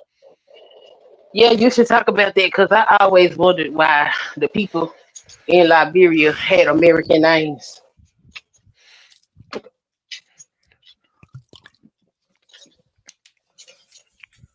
Yeah, they got the same names we got. Yeah, and some of them do sound like us, though. Some of them do sound like us. If you really, I don't know, you met any, but yeah, they are us. No, well, in a way they are, but sometimes they have this. I don't know. Some of their, I don't know. They have this stuck up. No. Let me shut up, because I don't want to get started. I mean, that's expected. The arrogant. The African arrogance. I ain't gonna even fault them for that. Look where they came from. Look at what America do to us. I can't fault them for having their arrogance. But I mean, I know their history. Y'all was Black Americans that got to Yeah. go back. hmm And some of them came back over here, like Martin Delaney. Yeah. Because he was like, well, Martin Delaney was kind of, well, Martin Delaney was kind of like, at first, Martin Delaney was against the idea of going back to Africa, and then he realized that there was a sinister reason why. It wasn't to grant black people freedom. It was to get rid of black people because it was more about getting rid of black people to benefit the upper white class, the upper white structure. Um, because even Frederick Douglass criticized the American the African American, what's it called, the American African Society, where I forgot what it's called, because he actually criticized it. Even Booker T. Washington, and I am no fan of Booker T. Washington, by the way. I'm not a fan. Oh man, don't get me started. Don't get me started. Don't get me started on Booker T. Washington. Don't get me started, man. That I be calling him a coon. I call him a sellout. He's a coon. Yeah, I can't stand Booker T. Washington. Him and his I think it was his third wife. One helped him run. What was it? Fisk University? Is it Fisk? Yeah, something like that. I just it, and I'm gonna say that, and just because I called out Booker T. Washington, does that mean I'm a fan of W.D. Du Bois either? I'm not a fan of him either. All right, I ain't gonna shit on his accomplishments, but he was indeed a coon. Yes, he was. Yeah, man, because I watched the documentary of the war between United States and Cuba, right? He was trying to stump for black soldiers to join the war. And it was some of the stupidest reasons why black men should join the war. Like, yeah, man, we need to show the world that we're great. To do what? Okay, invade another country to enslave them and still the sugar cane? Really, Booker T? I said that's some cool shit. Okay, we want to show the world that we can fight. No, that's a white country fighting another white country. Why you see? Let me leave that alone. Y'all just, Big J. I wouldn't be surprised if someone of these people were black conservative. See, right. Well, let me just go ahead and put my cool shit out here. Yeah. If I ever come into the amount of money that I want, I will gentrify the hood. I'm talking about all that shit up.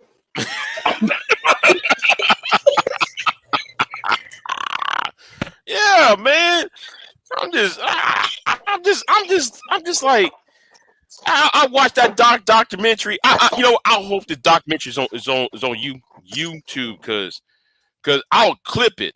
Oh, because I'll clip that documentary and send it to you. Because there was a statement that Booker T said that I believe that you would sit there and shake your head at it. I was reading a book. I started it. I need to pick it back up. But I was reading a book. It was called the science, the history of home economics or something like that. And this is how I got a closer inside look on Booker T, because I haven't read the back and forth between him and W.D. Du Bois. So it was talking about how they was teaching women in the schools and what his wife was telling these black women that they need to do to fit into white society. I was like, what the hell? I need to look. more into this Booker T. Washington thing because this here is interesting. Man, I see why David Carroll was uplifting Booker T. Washington. Like, come on, really? Well, you know, in reading that and understanding that he was one of the people that founded some of our more prestigious HBCUs, I started to understand how people like SKC exist. Yeah. That's where you got your education from. Uh-huh. You went to Coon University. You know, like the whole going to HCBU. That don't mean shit. Cause some of those are coon factories. Some of those are coon factories. You really think Yeah, about it. Fisk is definitely a coon factory. Definitely, most definitely.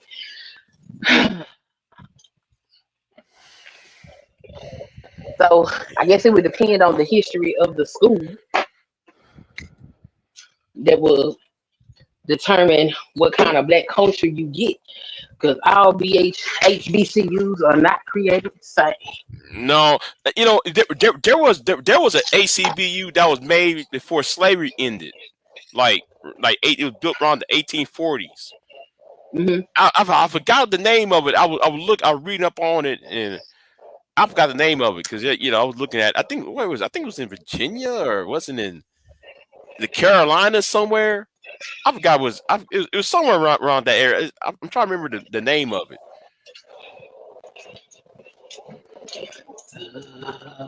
I'm trying to remember the name of it. Oh, Lincoln University. That's what it's called because they changed the name to Lincoln. Okay. Yeah, after Lincoln died, they changed the name to the Lincoln Institute.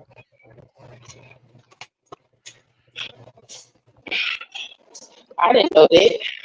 Yeah, yeah. Hold on. Yeah. Hold on. I gotta do Hold on. Let me look this up real quick. See if I got that right. Lincoln. Uh, the Lincoln College, Lincoln U, something like that. Hold on. Where is this at? Hold on, the Lincoln U University. Yeah. Oh, that's right. It was in Pennsylvania. That's right. Yeah, Lincoln University, Pennsylvania is a public, state-related, historically black university near Oxford, Pennsylvania. It was founded as Ashburnham Institute in 1854 and has been a public institution since 1972 and was the second HBCU in the state after Cheyney University. Lincoln was hold on, Lincoln. Let me share this real quick. Yeah, I'm gonna share this real over here. Yeah, right here.